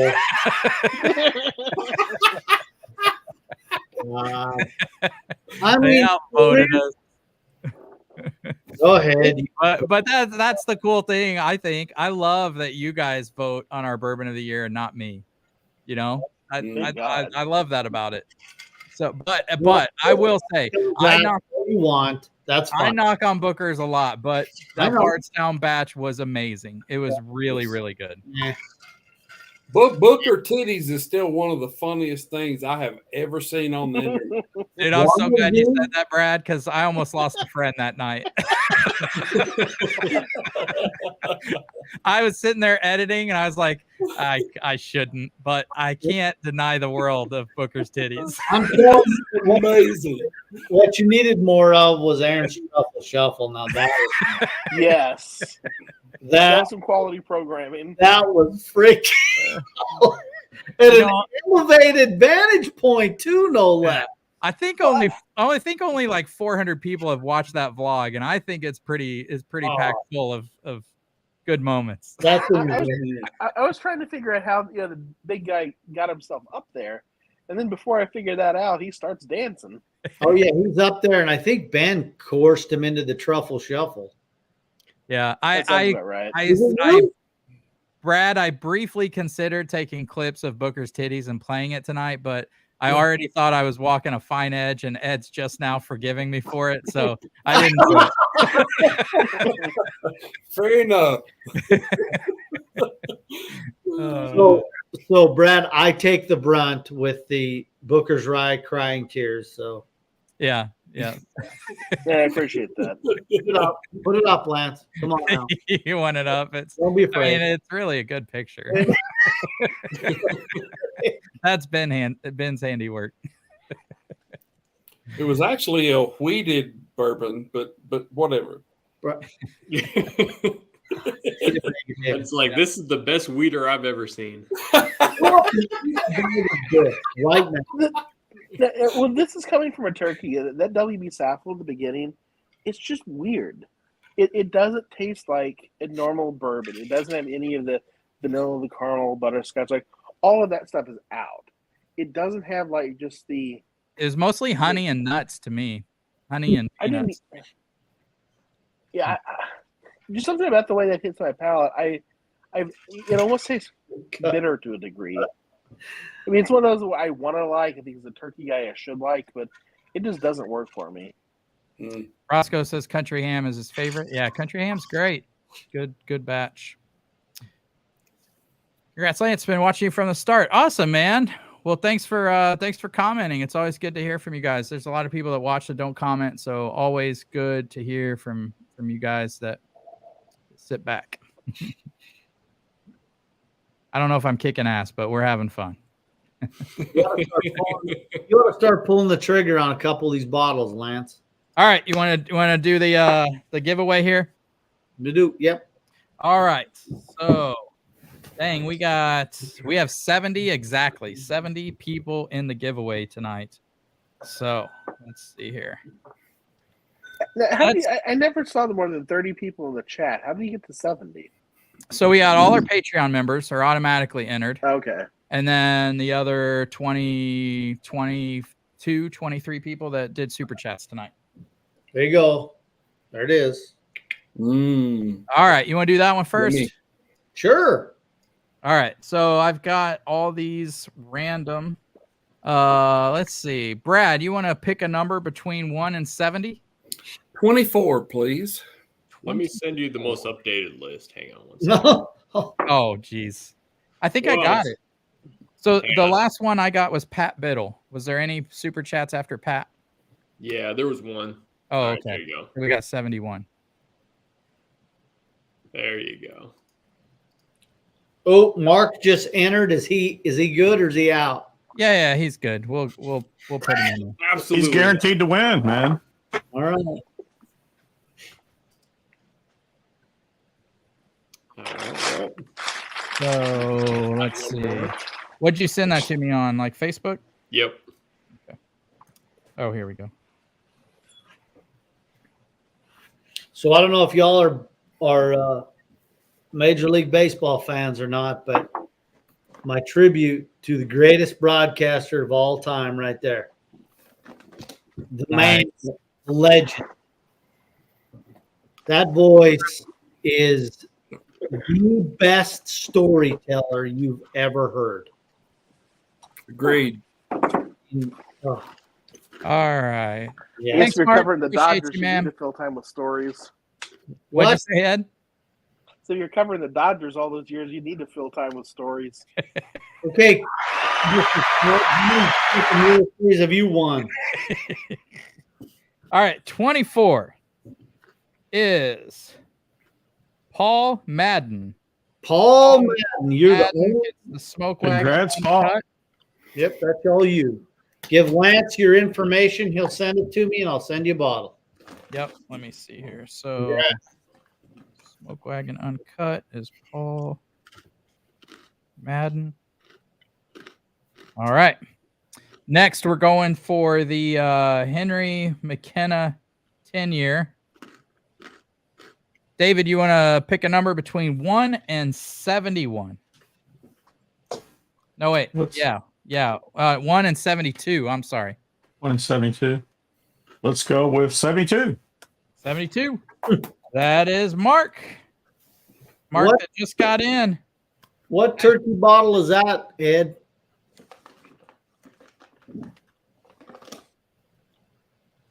The Nice. revival. Nice. That's your jam, isn't it? You're muted, Ed. Oh, And no, you're it's the not. same revival bottle that we tried to meet up. Yeah, that was good. That's really good. Okay, so next we're gonna do. Let's see. We're gonna do 1 and a melon here.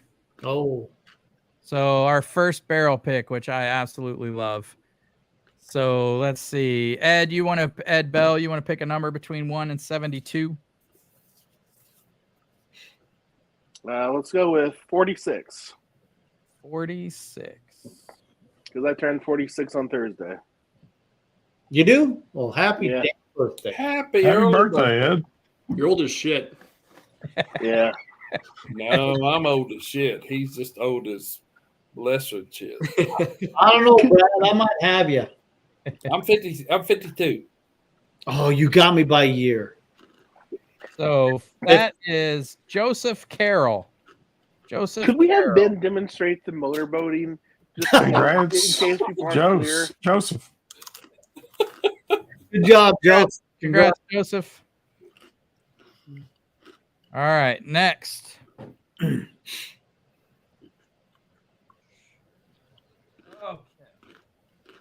sad to give this one away, but I'm excited to give this one away. Who donated the McKenna? That was Jeff Tyree. Nice. Yep. So next we're doing the maker's pick that we tasted tonight. Oh, Is that miniature? What's that? The bottles look really small because of the perspective, I guess. Oh no, my hands are just so big that. oh, Okay. Are you, Sorry. Is that a I mean, miniature? you That's what lobbed she it up said. there, Ed.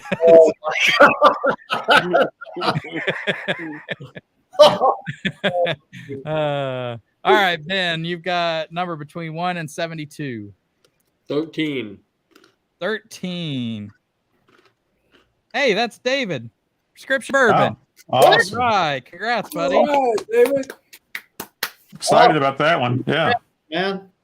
You have to pay me. You have to pay me later for that. All right.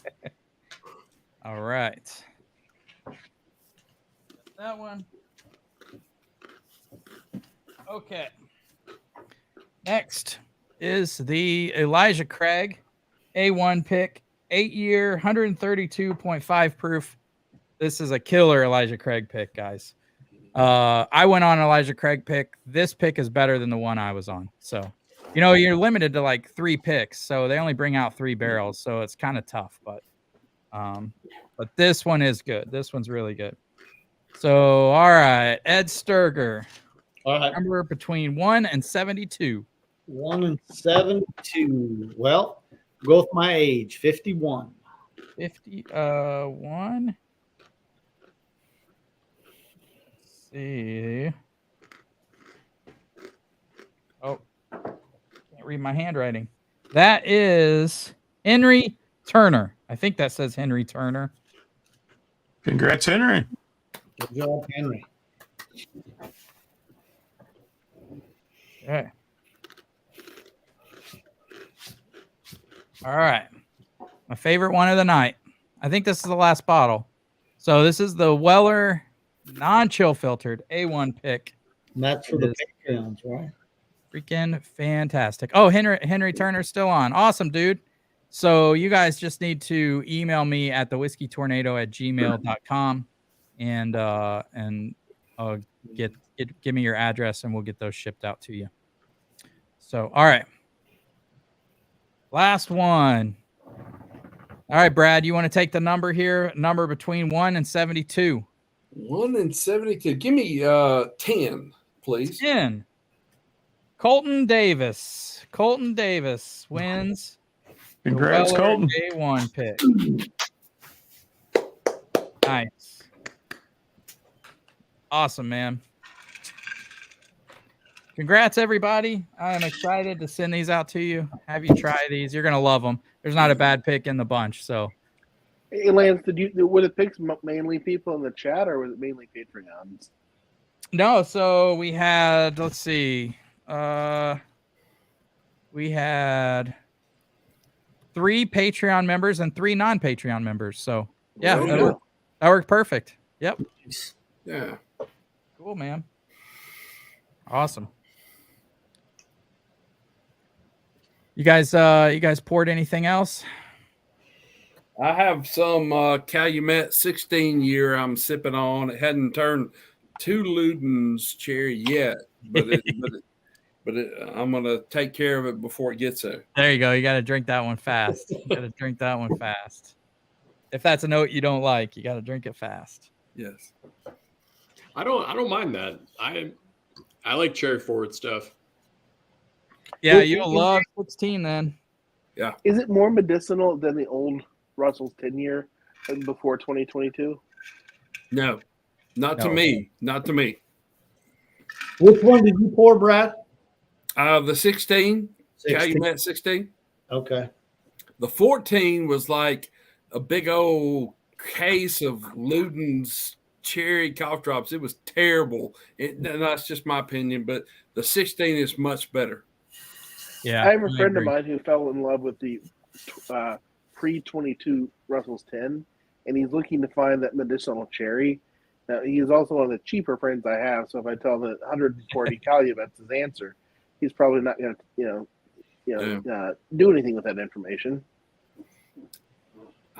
I have 14, and I don't know. I don't get a whole bunch of medicinal cherry, but it's very underwhelming. That's for sure. Boy, the 15. I think one of our live streams, I think Ben sent us Sam Houston 15. Yeah. And I hadn't even tasted it, and I tasted it, and I think I guessed the bottle. I was like, this is so medicinal cherry. It's got to be Sam Houston 15. It stands out so much for me. It was very disappointing for $130, the 14. Yeah. I'm having some of that sensual chocolate, not sexual chocolate, sensual. No. I'm gonna do a fresh cork pop on right there. Oh, there you go. That's good stuff, man. That is good. It's MGP, right? No, it says it's from Frankfort, Kentucky. Oh, okay. We had that at A1 though. I think. Buffalo Trace. A1 was a 13-year, and oh my God, was that 13-year. Whatever we had at A1 was fantastic. Yeah, and is there? Go ahead, Ed. Is there anyone in Frankfurt other than the Trace people? I don't know. We'll find out. I mean, I'm pretty sure that Buffalo Trace isn't going to drop 15-year, and I'm going to buy it for $139. So that's not generally their style, right? I think some of the Jim Beam stuff actually says Frankfort, Kentucky on it. I think they have an office there, like the old granddad might say Frankfort, Kentucky on it. Huh. David, is that sourced from Buffalo Trace, or do they make that there themselves, you think? No, I don't think they're distilling there. I think they just have an office there. It's kind of like Sazerac has an office here in Louisville, so some of the Barton stuff actually says Louisville, Kentucky, but they're not distilling here, so. Okay. Cool. Just a bunch of lies. It's just the address on the label or whatever, right? It doesn't say distilled in Frankfort, Kentucky. It just says Frankfort, Kentucky, right? Or Louisville, Kentucky. What do you see there, Ed? You looking at old granddad? Yeah, it's saying Claremont, and it has the DSP of KY230. Okay. Well, Claremont's definitely Beam, so it's over in not Frankfurt. That's just off of 20, or is it 65 or 24? 65, yeah. 65, yeah. Yeah, Bullitt County, right. Mm-hmm. Yep. Guess I can stop running that ticker now. You have more super chats? I'm such an idiot. No, I don't think so. Nobody sends super chats. But if you want to call into the show, super. You can call into the show. If you want to call into the show. That's fantastic shit right there. I'm a big fan of Old Granddad, at least the Bonded and the 114. I'm going to be a lookout for one that says Frankfurt now. I'm curious about that. Well, I mean, maybe they don't anymore, but it did originate in Frankfurt for sure, and it was National Distillers, and back before Beam and all that. So it's probably not said Frankfurt for a long time, I guess. But so maybe some of those bottles in the library at we have a call coming in. Call. It's I don't know. We're gonna find out. I don't know what this is. Hold on to your hats. Let's see here. You're on the Whiskey Tornado. Who is this? It's the Whiskey Tornado AA hotline. I've had way too much bourbon tonight, and I'm glad you put your number out there. Thank you for reaching out. Hey, go get yourself some help. Well, thank you. Oh, that's good stuff right there. I knew this was a mistake. What, the channel? Yeah.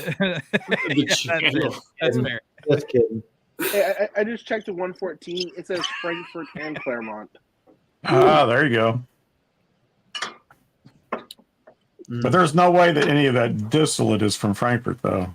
So No, but they have changed things around a little bit, like the James B. Beam. So they're effectively running 3 stills now. They have the big still at in Claremont. They have the new James B. Beam, and then the Boston facility. And the way the tour guides explained it, the Boston facility is just cranking out white label all the time. And then at the big still in Claremont is basically doing everything else, but things like Bookers and some things like that are at the James B. Beam, which is like a smaller quantity still that they just got set up. Is that the one basically Freddie's running? Yeah. I haven't heard anything about a little book this year. Have you?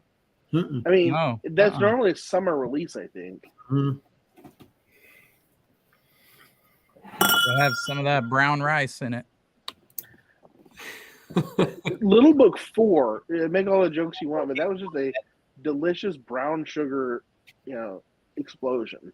It's all right. If you like brown sugar or like chocolate chip cookie dough, Little Book number 4 is for you. 5 was pretty good. Why I'm asking you about sent me a 6. sample of that, Ed. Yeah, I have. Yeah, 5 is tasty. 5 is good. You sent I've us a only little tried- book on one of the blinds. I can't remember which one it was. Was it 5? Yep. I've only tried 4 and 5, and I've been so impressed. I'm like, where's 6? No kidding. Yeah. So No kidding. So earlier we were talking about Booker's rye. I wonder where Freddie stands on rye whiskey. Like, is he a rye fan? Because if he is a rye guy, that could increase our chances. let it Yeah. happen. Who knows? It's higher age stuff too. Like that Booker's Rye, that first release, that was like 12, 14 years, something like that. Well, that's not surprising because they distill some rye whiskey. They don't bottle a lot of rye. So it was probably easy for them to get away with just hiding it in a rick house and saying, we don't know what to do with it, but let's just keep it there a little longer. People be killing each other over a rye if it comes out. No kidding. Yeah. which one of the little books had the Canadian rye? Because doesn't Beam own Alberta Distillery? Beam Suntory owns Alberta, right? So they got the Canadian rye. Yeah. I think it was 5. I think it was 5 that had, We love it had like 2-year-old, what was it? It was like some kind of weird mix, weird blend. Give me just a second. Yeah. Tell me it. Didn't even have to stand up. Of course, I can't read this. Get your bifocals. As long as I have an iPhone, I don't need bifocals. Dude, I use my iPhone to read so much. It's like, So old. Either whether it's the flashlight or I zoom in on the camera. Everything in Little Book 5 was Dude, I Kentucky. use my iPhone to read. year rye malt whiskey. Yeah, everything in Little Book Chapter 5, the invitation, was a 2, and this is where Lance and others just or Mash and Jump just bitched about 2-year being in there, but a 2, 3, 5, and 15-year Kentucky straight bourbon. There's a bourbon, a rye malt, and 2 bourbons. what was the rye malt? What was the age on that? 3. Yeah. Okay. Yeah, Mark, I was. We talked about it earlier, but yeah, I was on the Central Chocolate Pick. That, was it a direct reference to Coming to America? What are you talking about? No, Expand. I'm not going to be racist on here. It sounds like you're setting me up. in the movie Coming to America with Eddie Murphy or Arsenio Hall, there was a band that was in the movie, and the name of the band was Sexual Chocolate. Yep. Yeah, it just tasted like chocolate, and Sexual Chocolate was the first thing that came to my mind. I said, let's do a Sexual Chocolate Pick, and we sent it to legal, and they said okay. no. Lance, your homework is to go watch Coming to America. No, I've seen Coming to America. It's been forever. Well, apparently you haven't. That's the first seen Coming to America. That's the first mic drop. 20 years ago. Chocolate did the mic drop. Man, there's gonna be a fist fight up in this place. It looks like it was Little Book Chapter 2 had 13-year Canadian rye in it. So David's like, we're just going to change the subject. I'm trying to save you, Lance. I don't want you to sideways. Put your foot in your mouth. Get canceled. Oh man. Viewer, Did anyone try the Whistle Pig bourbon that came out this year? I just saw it like a week or two ago for the first time. I try not to buy anything Whistle Pig. Same. That's a good policy. Yeah, Whistle Pig's a tough one. I know they'll have some older age store picks. Like I've seen some 16-year. It's stuff that's labeled as a 10-year, but it's much older, and it's been interesting. But I've just never pulled the trigger. If I were one of those guys who bought whiskey to collect, not to drink, you couldn't get cooler than the Boss Hogg series. That's true. Yeah, but when it comes to being forced to drink the whiskey and justifying that price, it's not even worth trying. $500. If I walk into somebody's house and see they have a whole flight of Whistle Pig, I instantly think, what a douchebag. Exactly. I just think they're trying to impress people. Right. Well, don't mind my Weller and E.H. Taylor bottles back there. I was going to say, I have 3 Wellers. I don't know what that makes me. I'd take a Willet Purple Top any day of the week over a Whistle Pig. I've never had a Purple Top, and I'm not, Yes, you did, Ed. really yes, upset. you did. You had one at the meetup. Shut your mouth. That didn't count. I mean, they could have been rubbing alcohol in the bottles. That's what I was most of the That's time. fair. That's fair. That actually is fair because and if you combine that and the palate lava of jambalaya that we had, after the jambalaya, nothing tasted quite the same. Oh, that was good, man. It was really good. Ed Steger said the one you were just talking about, Ed Bill. He said that was a wheated bourbon. Okay, that was a wheated bourbon. The sample's confusing because normally there's if it's just sickening sweet and it doesn't have any spiciness, okay, it's maybe a wheater. Or if you get a lot of those traditional bourbon notes and a little spice, okay. Hey, it doesn't have anything. Brad, we went to the Bardstown tour, and the whole point of the tour of the guy was to teach us what rye tasted like and what wheat tasted like. And this didn't taste like either. This tasted like have some ethanol. He had seen that video. It's like, is this a rye or a wheat? 9 guys raise their hand. Ed's over there by himself with the other opposite. Well, Bruce raised his hand and he won't admit it. He was right in front of me. There were probably 20 people on that tour, and 2 people raised their hand, and that was Ed and Mike. Yeah, and Mike's got away with it because we've just hammered on Ed. I think Ed said it was a Cavassier. Yeah, is this a cognac? It was Hennessy. I've got some good. I want to know, hey, Lance, are you gonna blow off Ben's food and cool it down for him at the Whiskey Fest? Hey, okay. Ed Bill said I don't want you putting your tongue, Ben. I'm looking out for you, buddy. It was hey, I have a delicate palate. Yeah, so does a 6-month baby. That's because you got all those good samples. I know. Yeah. My palate would have been primed for those samples. I know. Too soon. I am so bummed you didn't get those though.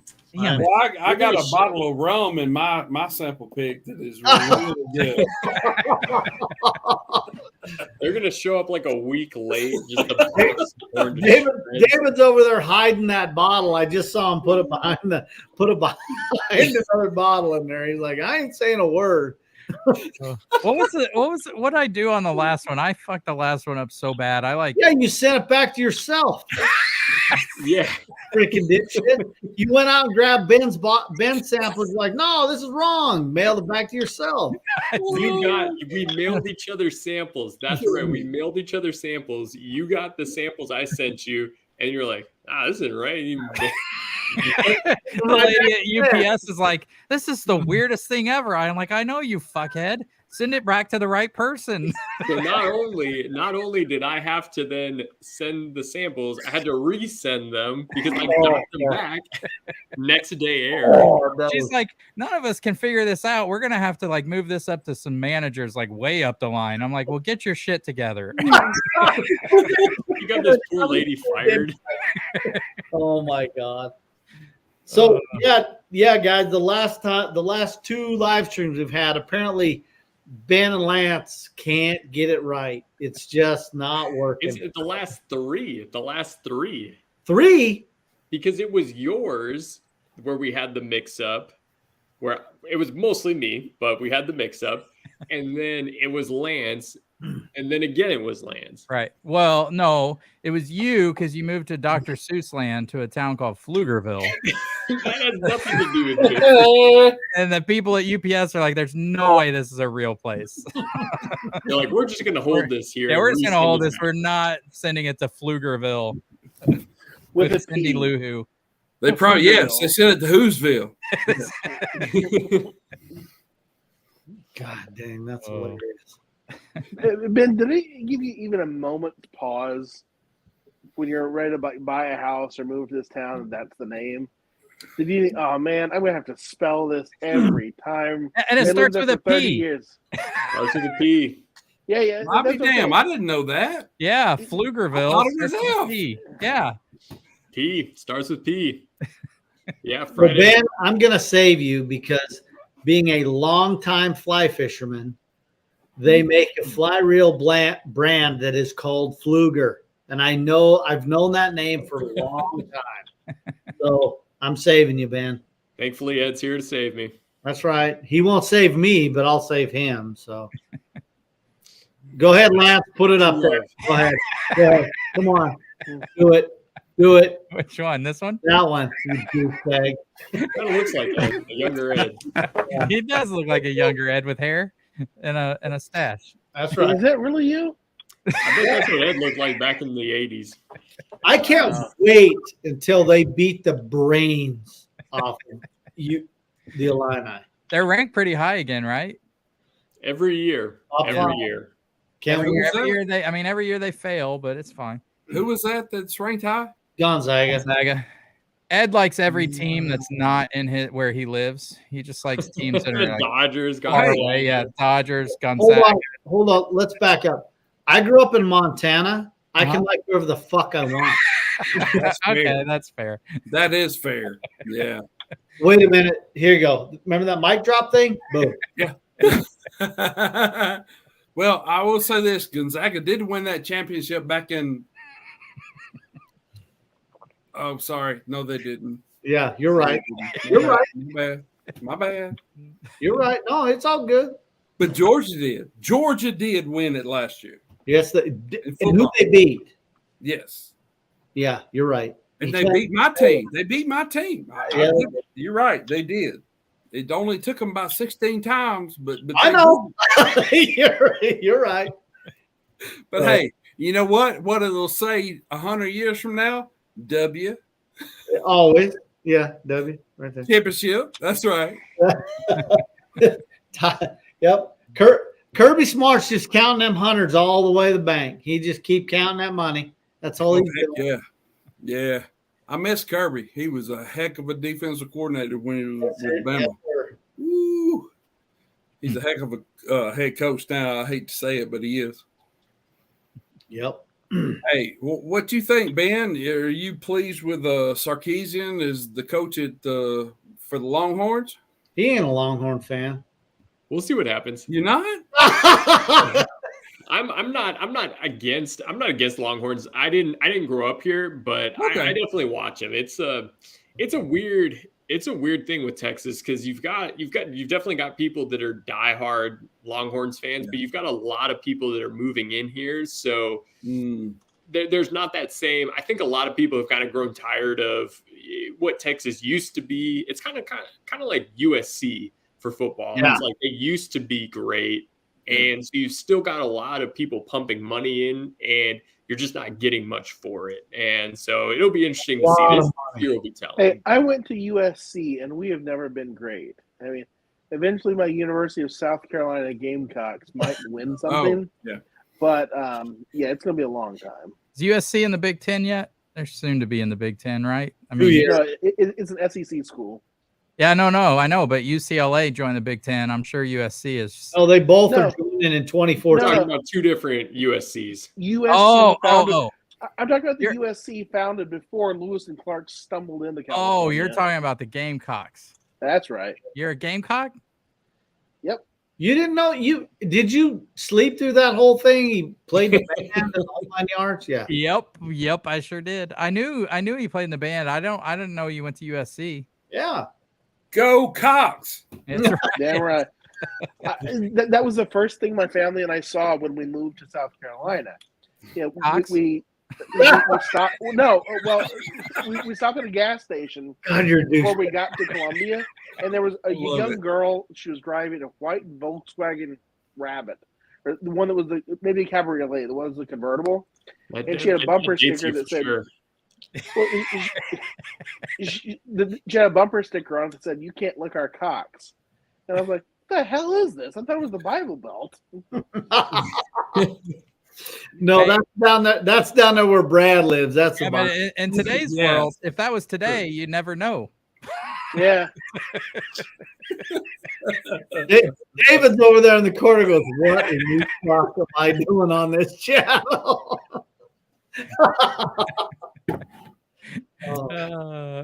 By the way, I'm sipping on that Old Elk double wheat. That is a. Well, what do you think about that?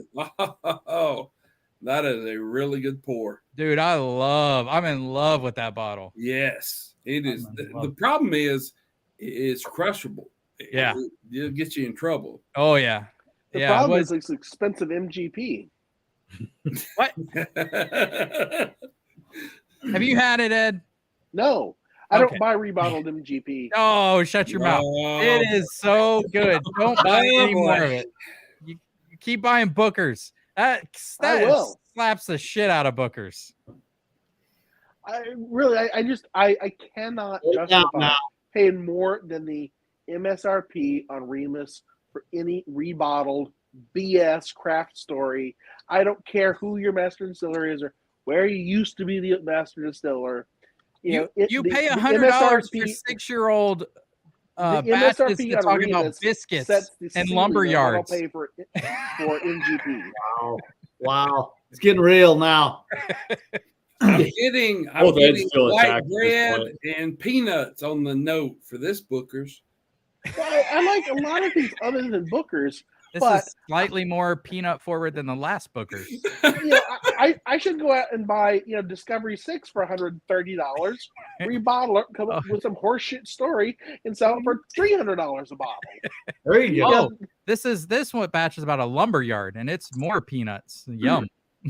This is about the story I told my grandma back when. That's every MGP rebottler. This is not the boiled peanuts. This is the roasted peanuts. Roasted peanuts. Like at the ballpark.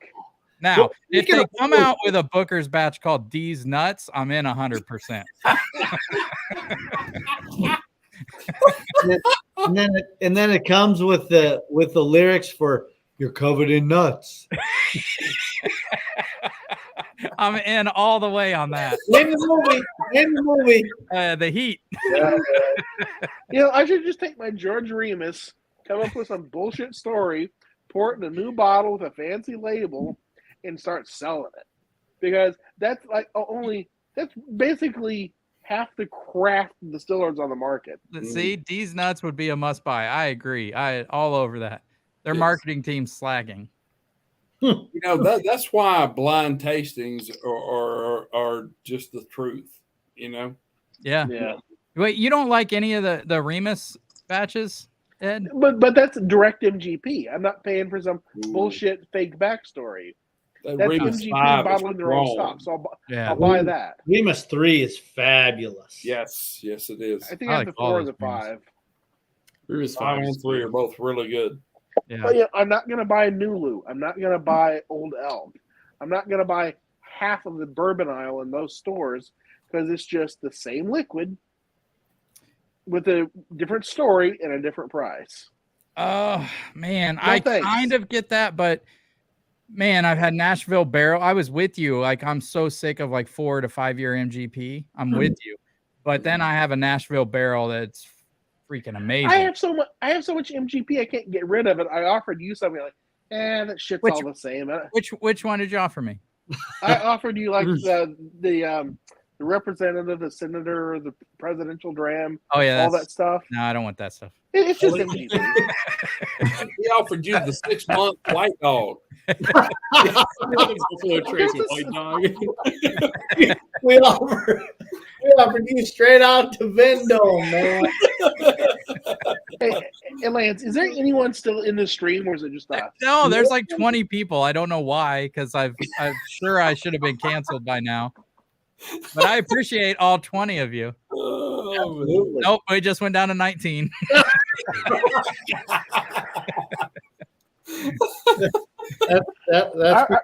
That's because David's internet cut him out again.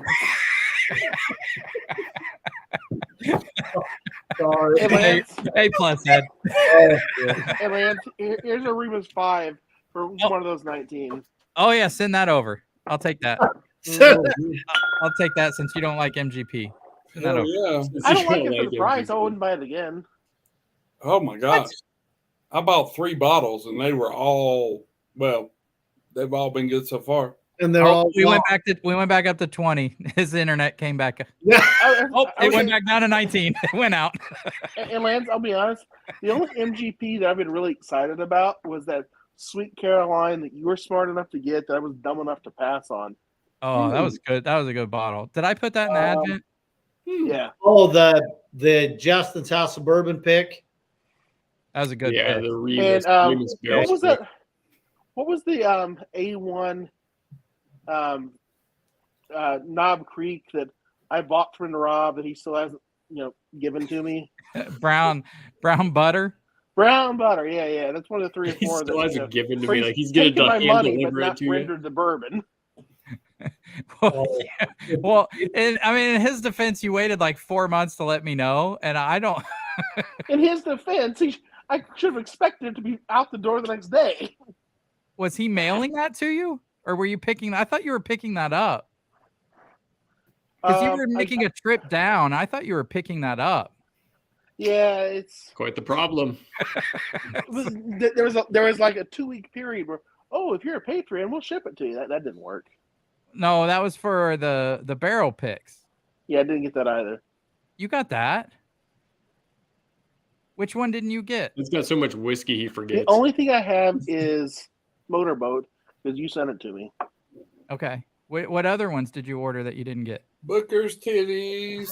It's been almost a year at this point. I'd have to check. The 4-grain Starlight A1 pick, which I have did you get one? I have your bottle. Well, I don't. Well, I have it. It's sitting right here on my shelf. So come and get it, because I ain't fucking shipping. Yeah, you're not helping the situation, Ed. I know. I ain't shipping it though. Okay, he sent it to Ed. Close enough. Well, if you want the best, in my opinion, if you want the best barrel pick he's ever done, I have 2 bottles of them over on my shelf right now. Oh, I know which one it is. Freddie No Knob Creek pick. Oh my God. Why don't you pop the cork on that Starlight and just enjoy it? No, I'm going to give you it. I'm not drinking your bottle. Scouts honor. That's right. I sent the 3 best bottles I've ever had my entire life to Ben earlier with UPS. I don't think they ever got there, but I'm just saying. No, in Ben's defense, like. And David just put them on his shelf tonight. So I don't know how you got Hidden away I back have, there. I have No a really good friend. Alabama to Illinois to Louisville. It's all over the fucking place. Well played. I have Somebody got those samples and they're happy about it. Oh, they got a good bottle of rum too. At least you didn't pay for it, Lance. Yeah, right. I have a really good Ben, friend, I do have an Lance. extra if it doesn't get there. Hopefully it does. Hopefully it is just delayed, but we'll see. Yeah, if I Ben, get arrested though, you're shit out of luck. the answer to that is no. It never got here. Send that other bottle. That's right. Who knows what I happened? have a really to it. good friend. His wife is going through what your family has been going through. Oh, really? And he just diagnosed very recently, and he missed a Kentucky trip because of it. So me and the other guy who went on the trip, we put together a care package. Everywhere we went, we got a special bottle for him. So we had a really nice care package to send him what he didn't get to do on the trip, and it went into the UPS vortex, not to come out on the other side. It never came out. No, so Ben, I appreciate where you're going to. Yeah, it doesn't always work. Sure Man, doesn't. I almost didn't send the rum too. I should have just sent the damn samples. I was wondering why you sent the rum because I was like, I'm gonna be there. I know, but I thought, well, this will give him more room to take back bottles, so I'll just send it to him. I thought of that too, and I was what like, rum? "Oh, Lance is such a sweet guy to think of that Yeah. for me." Yeah, but yeah, hopefully it. Not so sweet anymore, huh? No, Lance, what bottle of rum did you send? it's a Grander finished in Weller barrels. It's really good. It's I don't. Don't you do Man, what that. are you adding about? Yeah, Buffalo you Trace. stop it right now. Stop it. It's fantastic. Yeah, he Really? doesn't know That's the nothing. Kick him off the Ben- screen right now. Hey, Yeah. Ben, I'll bring you a 1 ounce sample of that rum. It's really good. It is really good. A 1 ounce sample of what was that, Brad? A 1 ounce sample of the rum I'll bring to you. Yeah, as tribute. Yeah, whiskey mash. I'll be there. I'll bring you a 1 ounce sample. Don't you have to get the sample from David because he has the bottle? Yeah, I'm gonna be collecting. Piece by piece, I'm gonna rebuild my collection. Oh, For the bottle share at Whiskey Mash, I'll probably bring the Grander rum from the samples I sent. The whiskey tasting of the seasons we did with Mash and Drum. oh God! That bottle is ridiculous. I might bring my last bottle of that. We can open it at the bottle share. Ooh. That's one of my favorite store picks I've ever had. It's fantastic. Yeah. Yeah. If you want basically Christmas, that's it right there. So good. Oh, All right, man. I've It's got from to Panama? ask what's the best bourbon Yeah, Panama. you guys have ever had for all of you, please. That's such a hard question. Yeah, it is. I know what it is. I know Okay. exactly what it is. It's Ed Bell brought it to the meetup. Mm.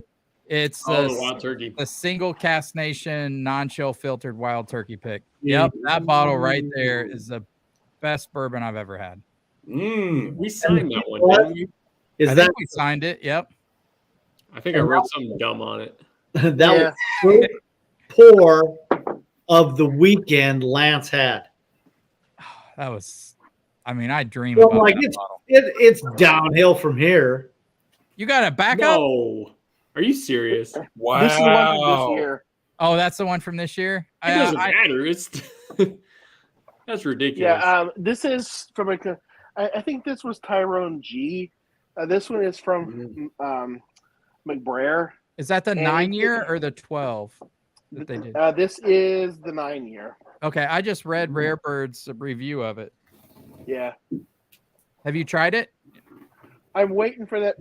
The friend of mine who had the issue with his wife. I'm hoping she gets good news in the spring and we can open her up. Oh, nice. That's awesome. It sounds like it's off profile. Yeah, which is something cool to see. I mean, Yeah. McBrayer is off profile to begin with. Everything from there is like odd. Those are the warehouses that are right by Four Roses, right? Yep. The little one-story warehouses, brick warehouses. Yeah. They're more than one story. Well, but they're short though. But they're not 7 stories. They're They're short Yeah. brick warehouses down in Four Roses. Yeah. Yeah, they don't look anything like what you see at Tyrone at the or at the distillery. Yeah, I bet it's good. I like unique barrels, so I bet it's good. But yeah, I'm with you. This is probably the best thing I've ever had. That thing, I mean, it wasn't like it was flavors I've never had. It was just so concentrated and creamy. Yes. And it is so good, man. It was, yeah. So good. So yeah, that was one of the most memorable pours I've had. Is that the pick for all you guys? Best you've had?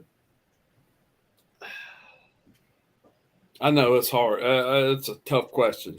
Ben, I see you shaking your head. What's your best? So that one was definitely up there, but the Bardstown Chateau de la Baude. Oh, that's a good pick. Yeah. That one had Bardstown, Ed. Bardstown. Hater. The leather that you get on that is insane. Crazy. It's such a long finish. I mean, it's a 12-year MGP, finished 18 months in Armagnac barrels. I mean, it's just something you're probably never going to see anything like that again. Yeah. What do those go for on secondary now? $1,000. Oh God. When you buy for single cast nation, one of the things that you have to check a box at the end is that you will not flip, purchase, you won't flip it, you won't sell it, you won't put it in an auction, all these other things. Is like, they want you to buy it for your own consumption. You won't show it on a YouTube channel? Those things for sure. If I owned a liquor store, I'd make everyone pop it right there. And if they wanted a bottle of Blanton's, I'd bring out Benchmark and Blanton's, and I'd say, if you can tell me the difference between the two, I'll sell you a bottle of Blanton's. I bought a bottle of Blanton's this summer just because I have 300 bottles of whiskey, but people, you don't have Blanton's? Now I can say, okay, taste this. Now I'm going to show you 5 things much better. Yeah, exactly. Mm-hmm. Yep. Bland's, the bottle is just cool, though. It is really cool. It is. I appreciate it for what it is because it gets a lot of people into bourbon. It's the story, the marketing. It's genius. There is no better gift. There is no better gift in whiskey for someone that's not like a whiskey expert or connoisseur. Like that is the gift. I would say I gave my last bottle of Blanton's to my wife's boss for a gift. Actually, that's how she got her promotion, wasn't it? No, he left. He had nothing to do with it. But yeah, that's funny. Like, hey, let me grease the wheels here. Hey, whatever you got to do. It's just too much flack. It's actually a good bourbon. It is. It's good for what it is. Yep. Exactly. I'll buy it every day. Yep. Yeah. Hey, to answer you, Brad, I don't know if it's the best one I ever had, but it's right up there, top 3 probably. I definitely dream of it. But my wife and I bought a couple pours of, we didn't have the bottle, but we bought a couple pours of just a George T. Stagg. I don't know for sure if it was 2018 or 2019. It was a couple years ago. And man, that was amazing. Yeah, we both enjoyed it. That was amazing. Yeah, it was definitely before 2020. It was 2018 or 2019. It's one we had. So I remember being in New Orleans and they had Pappy for like $100 a pour. They had, and this was probably 2016, George T. Stagg for $19 a pour. Good Lord. Oh, I wore them out. Yeah. It was phenomenal. So, I would say it's either, I've got 3 of them. It's that pour that I had with Lance, that Smoke Wagon. Single pour. Yeah, that's up there. But this that Chuck sent me, I don't know if you can see it. It's Old Carter. Oh yeah. And 13-year single barrel. Holy shit balls. This stuff is so, it gives Single Cash Nation a run for its money. It's so. Do you still have something in the bottle? Never see it ever again. He goes down there late at night and sniffs the sample bottle. Well, there's still some in there. How long do you think you can keep that where you go back and like have a quarter of an ounce at a time? Yeah, you just might as well finish that off tonight. He's microdosing. I just pour a cap full. It's kind of like when you took cough syrup when you're a little kid. Cap full, drink it. That's what I do. Well, with something like that, I think you don't want to drink right from the sample bottle because you don't want to lose anything to coating the inside of a Glencairn. I mean, that might make 10% of your yield just you never get. No, if those old Carters are no joke, man. They are good. Holy shit. I've never had an old Carter. I've never had a 4-gate. I mean, there's so many like the trendy YouTube whiskeys that I just don't see, or if I do see, the prices are stupid. Either. I had several old Carter batches on a pick we went on, and I thought they were all right. I wasn't crazy about them, but it could have just been the batches. I don't know. I wasn't. They vary so much. Yeah, I wasn't near as impressed as a lot of the YouTubers are. Yeah, I've had several old Carter pours, but they were kind of at a meetup thing, and I had so much to drink. I honestly couldn't remember. They were good. Obviously, they were great, but I can't remember what they were like. I do have a couple samples that people have sent me that I'm saving. I haven't tasted them, but yeah. Here's a good story that y'all appreciate. So when it was Ed and Lance, we met up to go do a tour, and I poured some old dusty rare breed. I poured some William LaRue Weller, and I didn't realize how hammered they were when I because this was at the end of the night. I'm like, hey, let me pour you guys some of these samples, and I poured the William LaRue Weller, and Lance was like, is this Texas whiskey? I was like, okay, this is just ruined. I don't even remember. You poured a Weller foolproof, I think, because the next night I was like, oh, I want to try that, and you're like, you tried it last night, and I was like, no, I didn't. Ben, is that how you treat the bottle you got from me? I know. I tried to share it. I just hey, let me share this really cool bottle with my friends, and they shit all over it. I was like, what? It just happened. When I told Lance I was going to send it to him, I don't think he believed me. Well, we had pad thai. Ed fixed us amazing dinners, pad thai, and then we had probably 40 samples. I mean, we were just trying everything. I mean, when I told you I was going to send you that bottle to do the review on, you're like, yeah, sure you are. Yeah, it showed up. I sent it to Ben though. It was good. It wasn't. I don't know. Stag better. I personally like Stag better, but. They're different. They're definitely different. So I really enjoyed the William LaRue Weller. So Brad, what's your top pour? William LaRue Weller is my top pour. Of course. 2017. That's what I traded the Booker's 25-year anniversary for. Oh, it is phenomenal. That's a good year. Anything 2018 and before, that's really before bourbon, the real big boom started kind of happening 2019, 2020.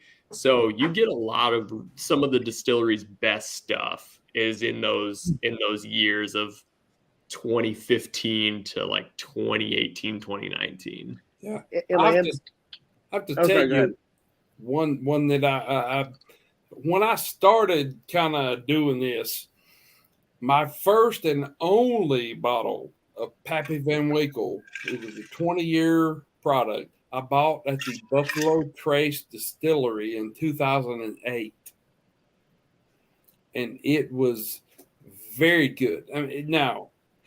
Did you buy it or you just steal it because they're okay with people stealing a little bit?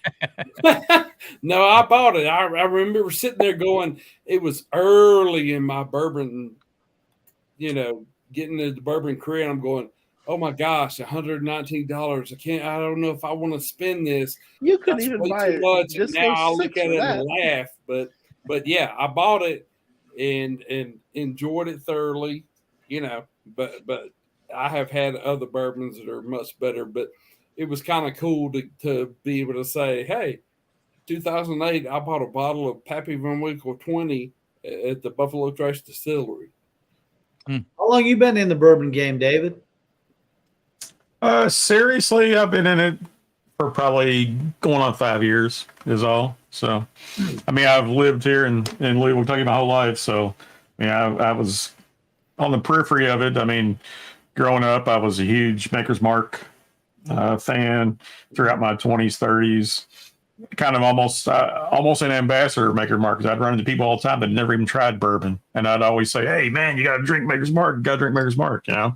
Didn't you win the Maker's Pick tonight? I did, yeah. Oh, sweet. That's perfect. Yeah, awesome.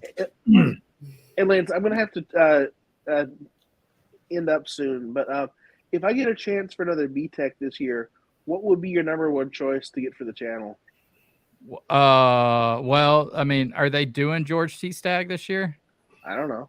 If they do George T. Stagg, that would be it. If not, William LaRue Weller would again. Would be, okay. Yeah. If you could if you do one of those, that'd be great. All right, I'll put the request in. Cool. Awesome, man. Hey, all right, because I will not get a bottle of that. Ed Bill, I'm 52. How old are you? 46. What the hell are you doing going to bed earlier than me? I'm an old fart. I actually have another call. Okay, fair enough, bro. You have more important people to worry about. Wait, you're getting on another call? Man. I have every Wednesday and Saturday night, me and some of my best friends since COVID have been getting together for cigar and drink on Wednesday and Saturday night. Oh, awesome. Nice. I think I have at least one of them here in the chat this evening. Well, Ed, thank you so much, man, for all the support. I love you, brother. Cheers, love Ed. you so much. All right. Appreciate Hey, you. man. Take care. Lookers for days. Thanks, Ed. See you, brother. See ya. I love that guy. Dude, I literally thought Lance was going to get punched in the face when he put that on that blog. Oh, when I posted that vlog, he was like, I don't think he was having it, but god dang, it was funny. Oh, shit. That is the funniest thing I've ever seen on YouTube. It really was. I was like having to catch my breath. It was so I mean, usually that's the stuff that happens like right out of the gate because guys are so shit faced. Brad, the greatest thing was like you can ask these guys. Like I don't think I picked up my camera that much that weekend. No. And I picked up my camera 5 minutes before we were like out of control. Yeah. And I just happened. I mean, I didn't record that much footage from that weekend. In fact, I was like, how am I going to even make a vlog out of this? And oh my God, it was just magic. It was awesome. Yeah. Well, I can't wait to see who else coming to Bourbon Mash. Oh, we've got like at least 10, probably around 10 Patreon members. But yeah, it'll be fun because we'll meet. I plan on Friday night. There's a really good restaurant in Effingham that probably better than any restaurant in Champaign. So I'd love to go out, eat dinner at that restaurant, and then head to the Bourbon shop. Don't worry, Brad. It's a bunch of Indian food. It's gonna fuck your palate. It's not Indian food. We could do Indian food. But then we'll head to Bourbon Dock and do a bottle share, and Narav will have every bourbon we can possibly want. And it'll be a good time. And then Saturday will be great. So cool. David, are you coming? No, I'm not planning on it. I've kind of been thinking about it a little bit, but I don't think I'm going to make it now. Yeah. Ben, you want to, David? You'd let me know. Okay. All right. Yeah. TJ was trying to talk me into it too. So. Oh yeah. TJ will be there. He got 2 tickets, so I would have been there absolutely for sure. But we had a trip planned a long time ago to go back home to Montana where I'm at, and then we're seeing a concert in Red Rocks in Denver. My brother lives out there, so. Oh, nice. Imagine that concert gets rained out. It ain't getting rained out. Oh, you just put it in the universe, man. I would feel bad if you did, but yeah. I hope to meet David and Ed at another meetup, and I look forward to seeing Ben and Lance at this one. So yeah, we're so I think we've got like 40 distillers coming. Brian with Hard Truth will be there. Oh man. So we'll probably taste the Sweet Mash bourbon pick we did on live stream. Brad and Ben, you guys can like join me on the live stream if you want. But I'll probably I'm not going to live stream like the VIP hour. We'll just run around and drink a shit ton of bourbon, that really good bourbons. And then probably like an hour into the general admission, I won't. And then I'll start live streaming and probably pull people over and different distillers and stuff. Well, Lance, if you can pick me up off the floor at that point for me to join, I'll be happy to. All right, I'll do it, man. If Brian from Hard Truth offers to take you on an ATV ride, say no. Yeah, say no. Yeah, literally say no and run. That was scary at one point. He's going up that hill. We slide back down. Man, I mean, it was like light flashing in front of your face. Turns out he didn't have it in 4-wheel drive. Yeah, didn't have it in foot right. I don't very often. No shit. Ed, if Renee and I come over, we should go down there for sure, or do whatever. I don't care, but she's all for it. She's ready to get out of the house. She's yeah, dude. If you guys can on the 20th, like I said, we're having that get together and doing some tastings and just on August 20th. August 20th. Okay. Lance is checking his calendar right now. But we might be able to. If it's later than that, no problem either, man. Okay. Absolutely. Hell so yeah. She's got one drain to still get out. So once she gets that out, she'll be free. She's like that, yeah. Yeah, she's miserable with that stuff. So once she gets that out, she'll be a lot better. She basically sounds like she went through the same exact thing my ex went through 3 years ago. Yeah. Same deal. Yeah, it's a double, bunch of lymph nodes removed, had a drain. Yeah, the whole yeah. They told us the whole time it wasn't in her lymph nodes. It turns out it was in one. So they don't know if that was before or after the chemo. It never showed up in an MRI. So my guess is before, and then it was contained, but you never know. So if they wouldn't have had to take lymph nodes out, it would have been a lot easier surgery. But right, same thing with when Tiffany had hers. It was the same deal. And I'm so happy she's doing well, man. I've been praying for her and both of you guys. Yep, it turned our world upside down. It's been not fun at all since March. So we started dealing with it in March. So we'll probably be done with it by the holidays. So, but she's doing good. She's only missed, up until the time she had double mastectomy, she had only missed 3 days of work. So she didn't miss any work through chemo. Only the days where she had chemo treatments was the day she missed work, but only 3 days. And then just got a big ass promotion. So now she's a director at the University of Illinois. So she's been kicking ass, man, through all of it. So pretty that's awesome. That just shows that women are way tougher than we are. Way tougher. Yeah, no doubt. Yeah, and I'm happy for you, bro. Yeah, thank you. Yep, it's been not fun. I'm ready for this shit to be over. So yeah, when Whiskey Mash comes, she's coming to Whiskey Mash, so you'll get to meet her. It's gonna be a good time though. We're gonna have a lot of fun. Looking forward to it. Great. Look forward to it. But anyway, we're at 4 hours, so that's good for a 5,000 live stream. So crazy. Guys, I love you so much. Thanks for all the support. Thanks for just being who you are. I'm so glad we have Whiskey to just be the conduit for these relationships. You guys are the best, man. Absolutely. Looking forward to more of your channel, David. Yep. Cheers, David. Go subscribe to Prescription Bourbon. And Brad, hey Brad, enjoy Ben's samples. Yep, exactly.